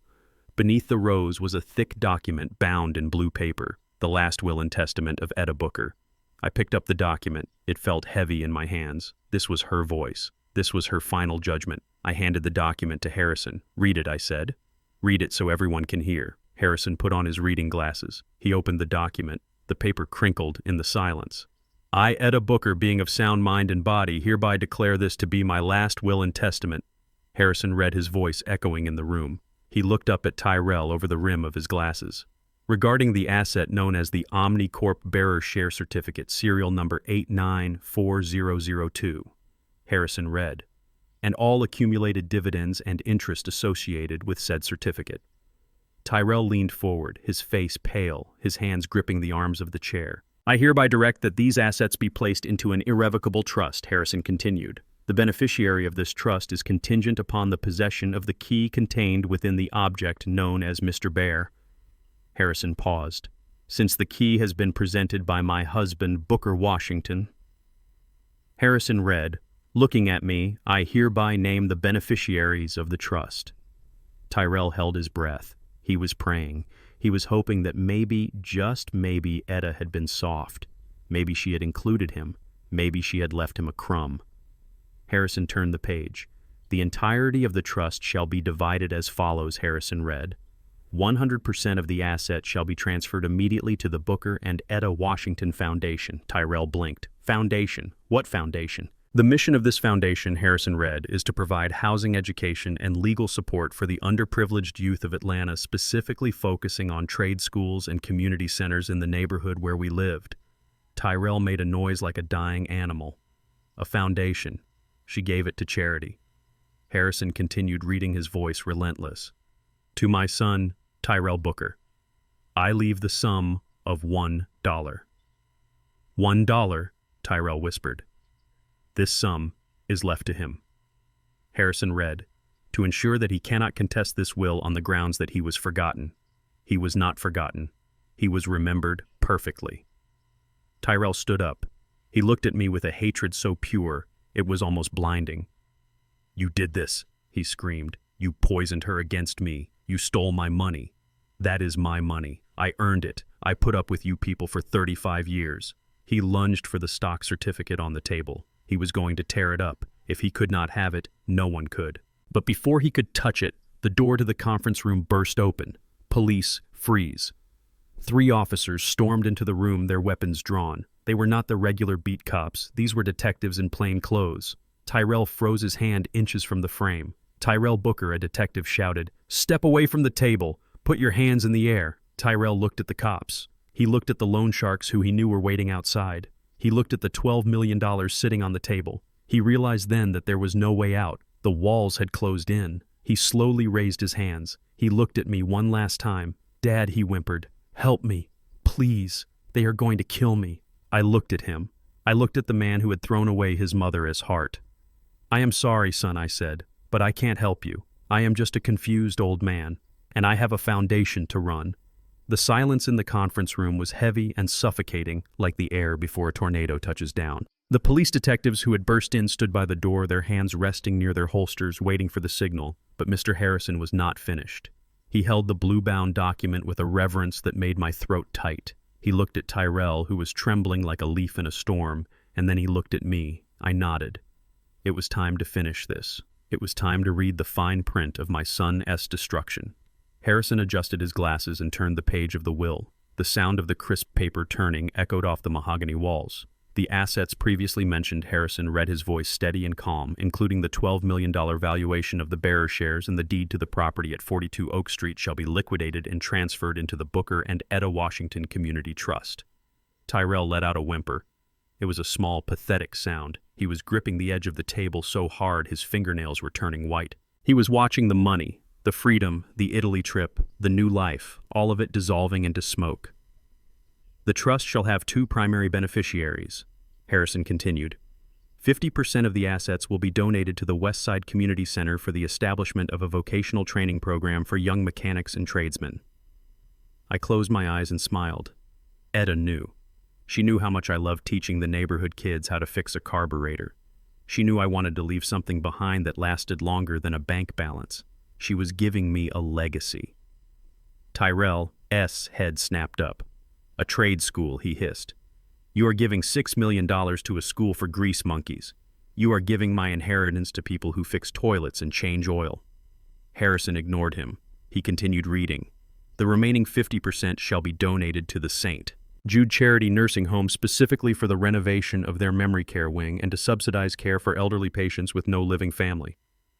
Mackenzie gasped. That was the place.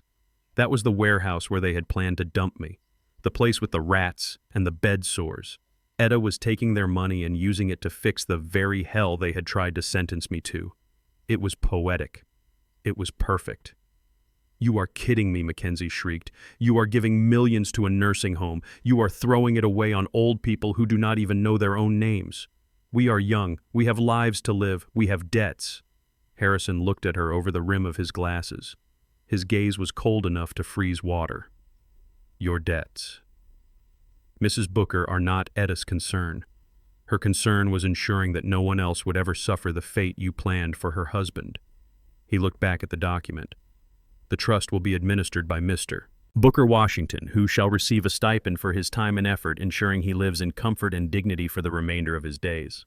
Tyrell looked at me. His eyes were wide and wet with tears of rage. You, he whispered. You get control. You get the stipend. You get everything. I looked at him. I did not feel triumph. I felt a deep, aching sadness. I get my life back, son, I said quietly. I get to live without fear. I get to sleep in my own house without worrying if you are going to poison my juice or push me down the stairs. That is all I ever wanted. Tyrell's face twisted. The handsome mask he wore for the world melted away, revealing the ugly, desperate thing underneath. You stole this from me, he screamed, spitting the words out. You manipulated her. You made her write this. Harrison cleared his throat. The sound was sharp like a gavel striking a block. There is one final clause, Harrison said.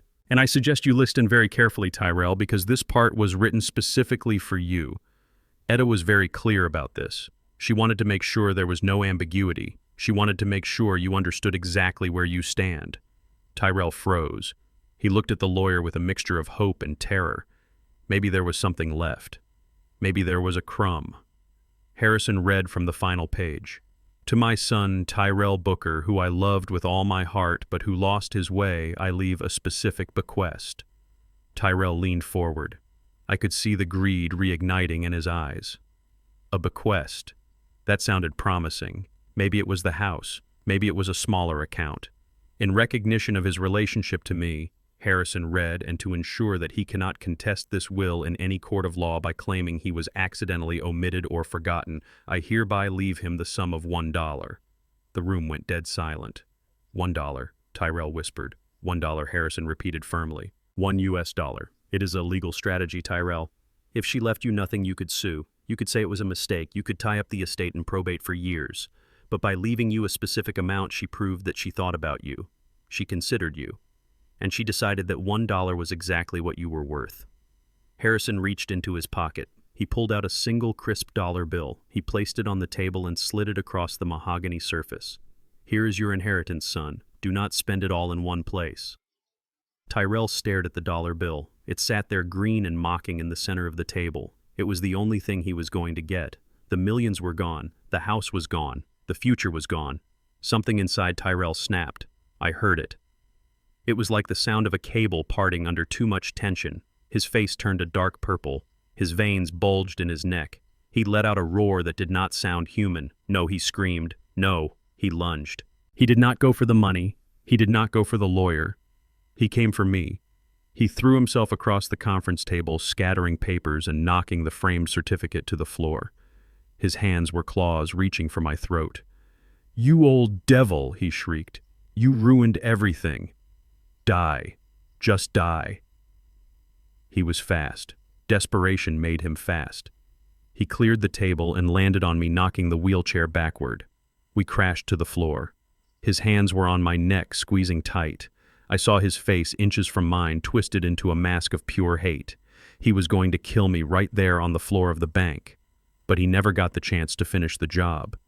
Before I could even struggle, the room exploded into motion. Police, get off him!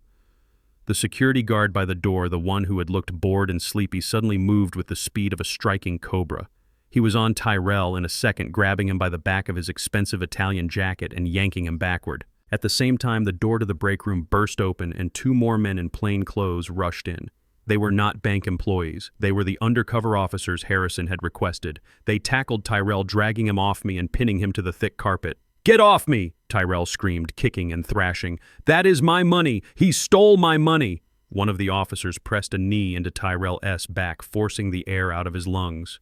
"Tyrell Booker, you are under arrest," the officer shouted over Tyrell's screams. "For what?" Tyrell gasped, struggling against the weight. "For wanting my inheritance. That is not a crime." Mr. O'Malley stepped forward. He helped me sit up. I rubbed my neck where Tyrell's fingers had dug in. I was okay. Shaken, but okay. "It is not a crime to want an inheritance," O'Malley said, looking down at Tyrell. "But it is a crime to forge a signature on a federal banking document. It is a crime to attempt grand larceny. And it is definitely a crime to conspire to commit murder." Tyrell stopped struggling. He looked up at O'Malley from the floor, his cheek pressed against the carpet. "Murder," he whispered. "I never." "We have the recording," Tyrell O'Malley said. "We have the audio from the baby monitor your father planted in the living room. We heard you talking to your wife. We heard you planning to send him to that facility to die. We heard you discussing the pills, and we have the footage of you spiking his drink last night." Tyrell went limp. He looked at Mackenzie, who was standing in the corner, pressed against the wall, her hands over her mouth. "She helped me," Tyrell shouted, pointing a shaking finger at her. "It was her idea. She told me to do it. She said he was useless." Mackenzie's eyes went wide. "You liar," she screamed. "You are the one who owed the money. You are the one who got us into this mess. I just wanted to go to Italy." The officers pulled Tyrell to his feet. They spun him around, and I heard the metallic click of handcuffs. It was a sound I had prayed for and dreaded at the same time. My son was going to prison. "Officer, please take Mrs. Booker into custody as well," Harrison said, pointing at Mackenzie. "She is an accessory to fraud and attempted murder. We have her voice on the tapes, too." Mackenzie started to run toward the door, but the security guard blocked her path. He took her arm gently but firmly. "Ma'am, please place your hands behind your back." "No," Mackenzie wailed. "I am innocent. I am a victim here. He forced me. Nobody forced you to throw my wife's bear in the mud," I said, my voice cutting through her hysterics. "Nobody forced you to feed me poison soup. You did that because you wanted to." The officers marched them out of the conference room. I watched them go. Tyrell was sobbing now, begging for a deal, begging for his lawyer, begging for his daddy to help him. "Dad, tell them," Tyrell shouted as they dragged him through the lobby. "Tell them I am your son. You can't let them take me." I stood there in my dirty coveralls, my hand clutching the silver key in my pocket. I looked at the man who had been my pride and joy, who I had carried on my shoulders, who I had taught to be a man. I did tell them. I whispered to the empty room. I told them everything. Mr. O'Malley picked up the framed certificate from the floor. The glass was cracked, but the paper inside was unharmed. He handed it to me. "It is safe now," Mr. Booker O'Malley said. "And so are you." I took the frame. I looked at the cream-colored paper. It was just paper. But it had revealed the truth of my life. It had shown me who my family really was. "Thank you, Mr. O'Malley," I said. Harrison put a hand on my shoulder. "Are you okay, Booker?" he asked. I looked at the door where my son had vanished. "I will be," I said. "I have a lot of work to do. The house needs fixing, and I have a foundation to build."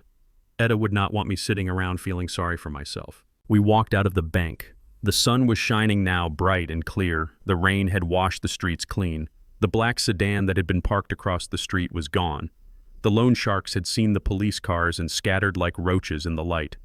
They would not bother me. They knew the money was gone, and they knew Tyrell was beyond their reach, now locked in a cage of his own making. I got into my old truck. It smelled of oil and hard work. I started the engine. It roared to life, ready for the next job. I was alone. But I was not lonely. I had Etta in my heart. I had a purpose. And I had $1 left on the table back in that conference room, a reminder of the price of greed. I drove home. I had a mess to clean up. And for the first time in a long time, I was looking forward to the work. The handcuffs clicked shut around Tyrell's wrists with a sound that was final and cold. It was the sound of a steel door slamming on a life that had once been full of promise. My son was on his knees on the plush carpet of the bank conference room, his expensive suit rumpled and his face pressed against the floor. He was breathing hard, sucking in air like a man who had just surfaced from drowning, but the water was still rising. "Officer, please wait," Mr. Harrison said, his voice cutting through the chaotic noise of the arrest. "Before you take him away, there is more evidence you need to secure. Evidence that proves this was not just a financial crime. This was a calculated attempt to end a life." The detective signaled for his men to pause. They hauled Tyrell up to his knees. He looked wild. He looked at Harrison with eyes full of panic. "What evidence?" Tyrell spat. "You have nothing. I just wanted my inheritance. That is civil court, not criminal." Harrison walked to the table. He reached into his briefcase and pulled out a small plastic evidence bag. Inside was the linen napkin I had spat the orange juice into the night before. The orange stain had dried to a crusty brown. "This napkin contains traces of diazepam and oxycodone," Harrison said, holding it up for the detective to see. "A lethal cocktail for a man of Mr. Booker's age and heart condition. We have already sent a sample from the kitchen counter to the lab, but this napkin proves intent." He crushed the pills, he mixed the drink, and he watched his father swallow it. Tyrell struggled against the officer holding him. "He is lying," Tyrell shouted. He choked. "I was trying to help him." Harrison did not argue. He simply reached into his pocket and pulled out his phone. He tapped the screen and connected it to the Bluetooth speaker in the conference room. "We also have audio confirmation," Harrison said. "Recorded last night in the home of the victim." He pressed play. My own voice came through the speakers first, the sound of my fake coughing fit. Then the silence. And then Tyrella's voice clear as a bell. "He drank half of it. That should be enough. That should be..." It was Valium. 50 milligrams. "It hits fast." Then Mackenzie's voice. "What do we do with him now?" And finally Tyrell again, the words that sealed his fate. "Let him choke. As long as he signs the withdrawal slip tomorrow, I do not care if he stops breathing 5 minutes later." The recording ended. The silence in the room was absolute. The detective looked at Tyrell with a look of pure disgust. "That is conspiracy to commit capital murder," the detective said. "You were not just robbing him, son. You were liquidating him." Tyrell's face crumbled. The arrogance, the anger, the entitlement had all washed away, leaving only a terrified child who knew the monster under the bed had finally caught him. "I did not mean it," he sobbed. "I was stressed. I just wanted him to sleep. I did not want him to die." "You did not care if he died," Harrison corrected. "And that is the same thing in the eyes of the law." Harrison then pointed to the stack of papers on the table, the ones Tyrell had tried to use to claim authority over my accounts. "And then there is the matter of the forgery," Harrison added.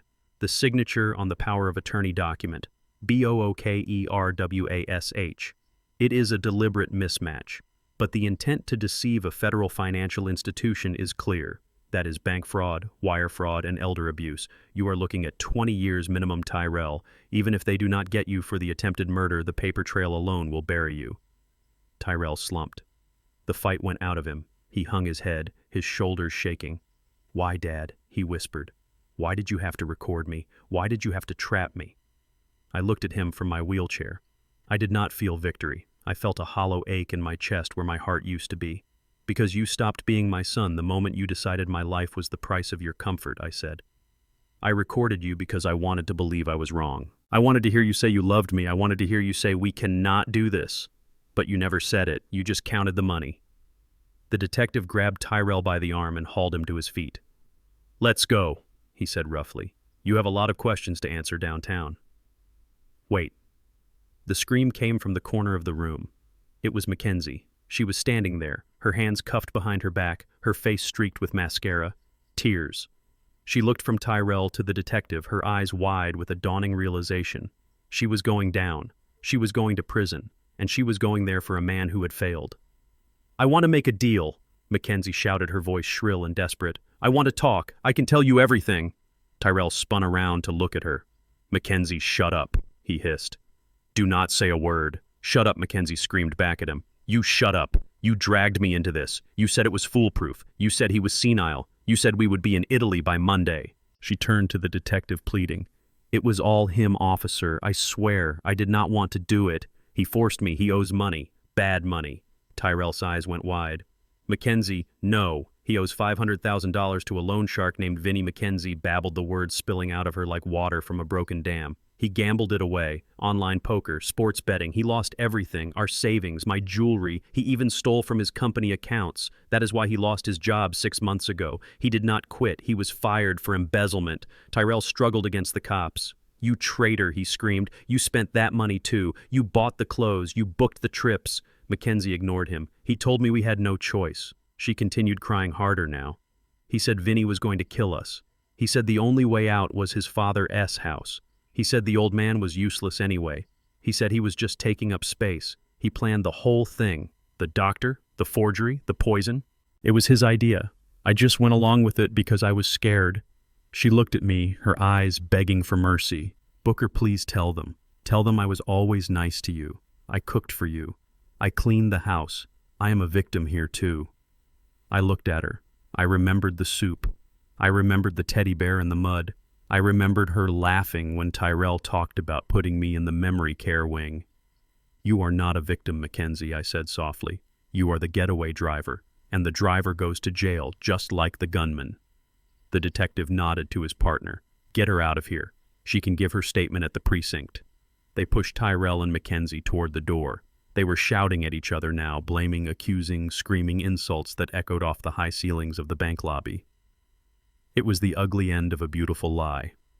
I watched them go, my son and the woman he married dragged away like common criminals in front of the tellers and the customers. The lobby was silent as they passed. People stared. Some shook their heads. They saw a tragedy. I saw a necessary surgery. I was cutting out the rot to save the body, but the surgery was not over yet. As the officers pushed Tyrell through the glass doors and onto the sidewalk, the bright sun hit him. He blinked, squinting against the light. And then he saw them. Across the street, standing by a newsstand, were two men. The big man with the neck tattoos and the wiry man with the scar. The loan sharks. They had not left. They had been waiting. They saw Tyrell in handcuffs. They saw the police cars. They saw Mackenzie weeping. They knew instantly what had happened. There would be no money. There would be no payday at noon. Tyrell saw them too. He stopped dead in his tracks, causing the officer behind him to stumble. He stared at the big man. His lips moved, forming a silent plea. Help me. The big man did not move. He did not look angry. He looked disappointed. He pulled a cell phone from his pocket. He typed a short message. He hit send. He looked at Tyrell one last time, and then he turned and walked away, disappearing into the crowd. The wiry man followed him without a backward glance. A second later, a buzzing sound came from the evidence bag the officer was holding. It was Tyrell's phone. The officer looked at the phone. He frowned. Then he looked at Tyrell. You got a text, the officer said, from someone named Vinnie. Tyrell went pale. Read it, he whispered. Please read it. The officer read the screen. It says deal is off. You are useless inside. We are taking the collateral. Enjoy the cage. Tyrell screamed. It was a sound of pure despair. Collateral. He knew what that meant. My car, he shrieked. My condo. My storage unit. They are going to take everything.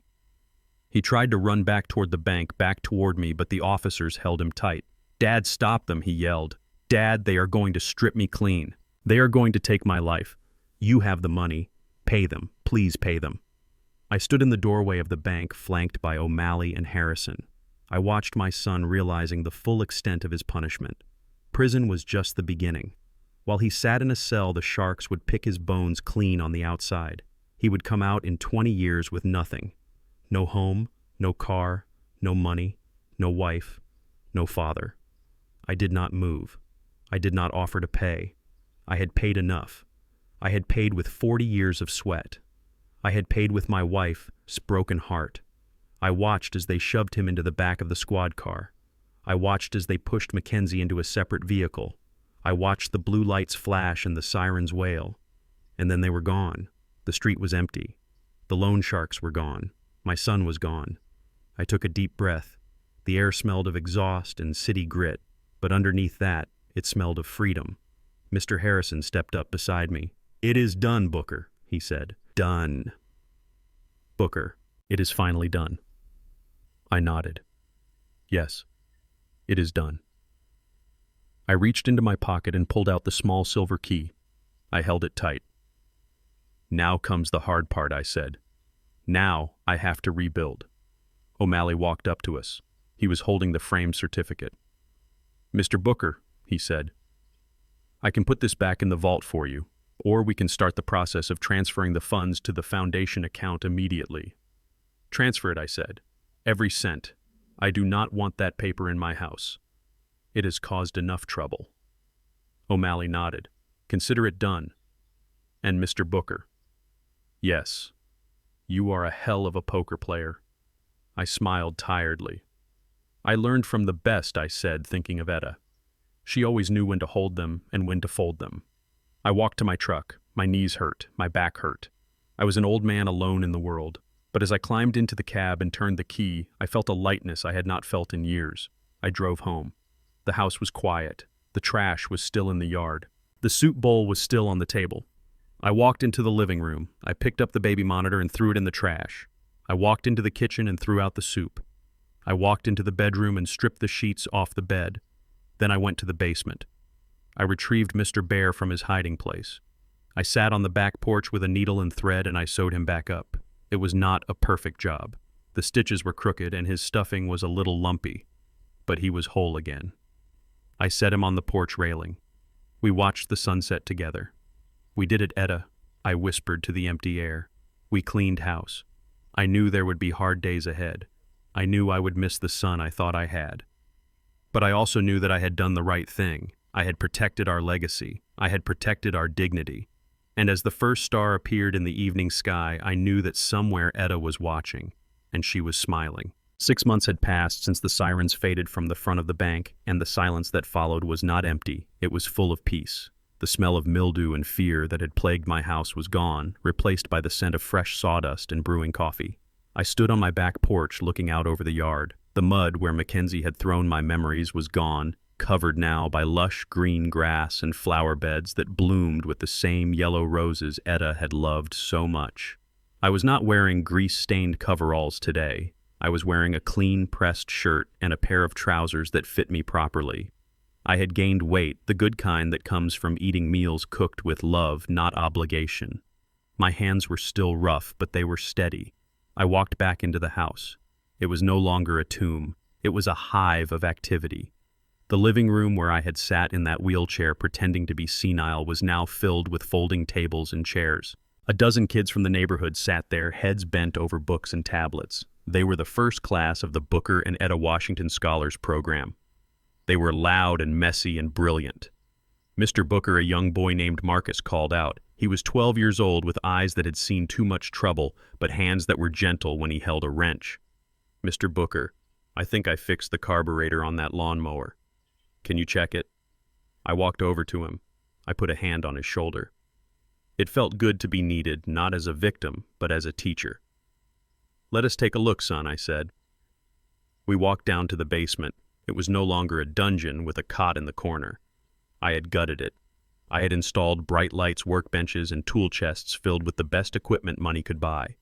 It was a workshop now, a place where young men and women could learn a trade where they could learn that their hands had value. I watched Marcus pull the cord on the mower. The engine sputtered and then roared to life, a healthy mechanical hum that sounded like music. "Good job, Marcus," I shouted over the noise. "You have the touch." He beamed at me. It was a smile of pure pride. It was the kind of smile I used to see on Tyrell's face before the world got to him, before he decided that easy money was better than hard work. I felt a pang of old grief, but I pushed it away. I had new sons now. I had new daughters. I had a whole community that called me Pops and meant it with respect. I went back upstairs. Mr. Harrison was standing in the kitchen. He visited every Wednesday, not just as my lawyer, but as my friend. He was leaning against the counter drinking coffee from one of Etta's mugs. He looked older but happier. The success of the foundation had given him a new purpose too. "Good morning," Booker Harrison said. "The place looks great. I see the painters finished the trim." "They did a good job," I said, pouring myself a cup. Etta would have liked the color. "It is called Morning Sun." Harrison's smile faded slightly. He reached into his briefcase. The leather was worn now, less intimidating than it had been in the bank conference room. "I have something for you, Booker," he said. "It came to the office yesterday. It was forwarded from the state penitentiary." The room went quiet. The laughter of the kids in the living room seemed to fade into the background. I put my cup down. I knew what it was. I had been expecting it. Harrison handed me a white envelope. It was cheap paper stamped with the red ink of the Department of Corrections. The handwriting on the front was familiar but shaky, stripped of its arrogance. "Do you want me to file it?" Harrison asked. "You do not have to read it." "No," I said, taking the envelope. "I need to read it." I walked over to the kitchen table, the same table where Tyrell had tried to force me to sign away my life. I sat down in my chair. I used my pocket knife to slit the envelope open. Inside was a single sheet of lined paper. The writing was cramped, as if the author was trying to make himself small. "Dear Dad." The letter began. I stared at those words. Dad. He had not called me that in years, not really. He had called me old man. He had called me a burden. He had called me a ghost. "I hope you are doing well." The letter continued. "I am not. This place is hell, Dad. You have no idea. The food is garbage. The bed is hard. I am scared all the time. Mackenzie filed for divorce. She is testifying against me to get a reduced sentence. She says it was all my idea. Can you believe that, after everything I gave her?" I read on. There was no apology in the first paragraph, no remorse, just complaints, just the same old Tyrell blaming the world for the hole he had dug. "Dad, I am writing because I need help." The letter went on. "My public defender is an idiot. He says I should take a plea deal for 20 years. 20 years, Dad. I will be an old man when I get out. I need a real lawyer. I need Harrison. I know you have the money now. I know about the foundation. I saw it on the news. You are giving millions to strangers." My hand tightened on the paper. Strangers. He called the children of his own neighborhood strangers. "Please, Dad. Just a little bit. Just enough to hire a decent defense team. I am your son. Blood is thicker than water, right? I made a mistake. I know that. But do I deserve to die in here? I promise if you help me get out, I will pay you back. I will work for the foundation. I will do anything. Please do not leave me here. Love, Tyrell." I put the paper down. I smoothed it out on the table just like I had smoothed out the bearer bond certificate 6 months ago. I looked at the signature. It was scrawled and desperate. I thought about the man who wrote this. I thought about the man who crushed pills into my orange juice. I thought about the man who looked me in the eye and told me to die quietly so he could go to Italy. He did not want forgiveness. He did not want redemption. He wanted money. He was still trying to pick the lock of my heart, not because he wanted to come inside and be warm, but because he wanted to steal the furniture. Harrison was watching me. "What does he say?" Harrison asked softly. "He says he is suffering," I said. "He says he wants money for a lawyer. He says he will pay me back." Harrison snorted. "He never changes, does he?" "No," I said. "He does not." I looked around my kitchen. It was clean. It was bright. The white blinds Mackenzie had installed were gone, replaced by yellow curtains I had sewn myself. The air smelled of life. I thought about the $1 bill Harrison had slid across the conference table. Tyrell had left it there when the police dragged him away. I had framed it. It hung in the hallway, a reminder of the price of betrayal. I picked up the letter. I felt the texture of the cheap paper. "He threw away $12 million, I said to the empty room. "He threw away his mother's love. He threw away his father's protection, and now he wants me to buy it back for him." I stood up. I walked to the trash can in the corner of the kitchen. It was a new can, stainless steel and sturdy. I looked at the letter one last time. I did not feel anger anymore. I did not feel hate. I felt a profound sense of closure. The cord had been cut. The wound had cauterized. I crumpled the letter in my fist. I squeezed it tight until it was just a ball of trash. It made a dry, crinkling sound, the same sound the stock certificate had made when Tyrell crushed it. I held it over the bin. "Trash belongs in the trash," I said. I dropped the ball of paper. It fell into the bin, landing on top of some potato peelings and coffee grounds. I closed the lid. It made a solid, satisfying thud. Harrison watched me. He nodded once, a gesture of respect. "What do you want me to tell him?" Harrison asked. "Tell him nothing," I said. "He got his inheritance. He got his dollar. The rest belongs to the future." I walked to the back door and opened it. The sunlight flooded in warm and golden. I could hear the kids laughing in the basement, working on the engines, building things, fixing things. I stepped out onto the porch. Mr. Bear was sitting on the railing where I had left him, his button eye gleaming in the sun. I patted his head. "We are okay, old friend," I whispered. I looked out at the garden. The weeds were gone.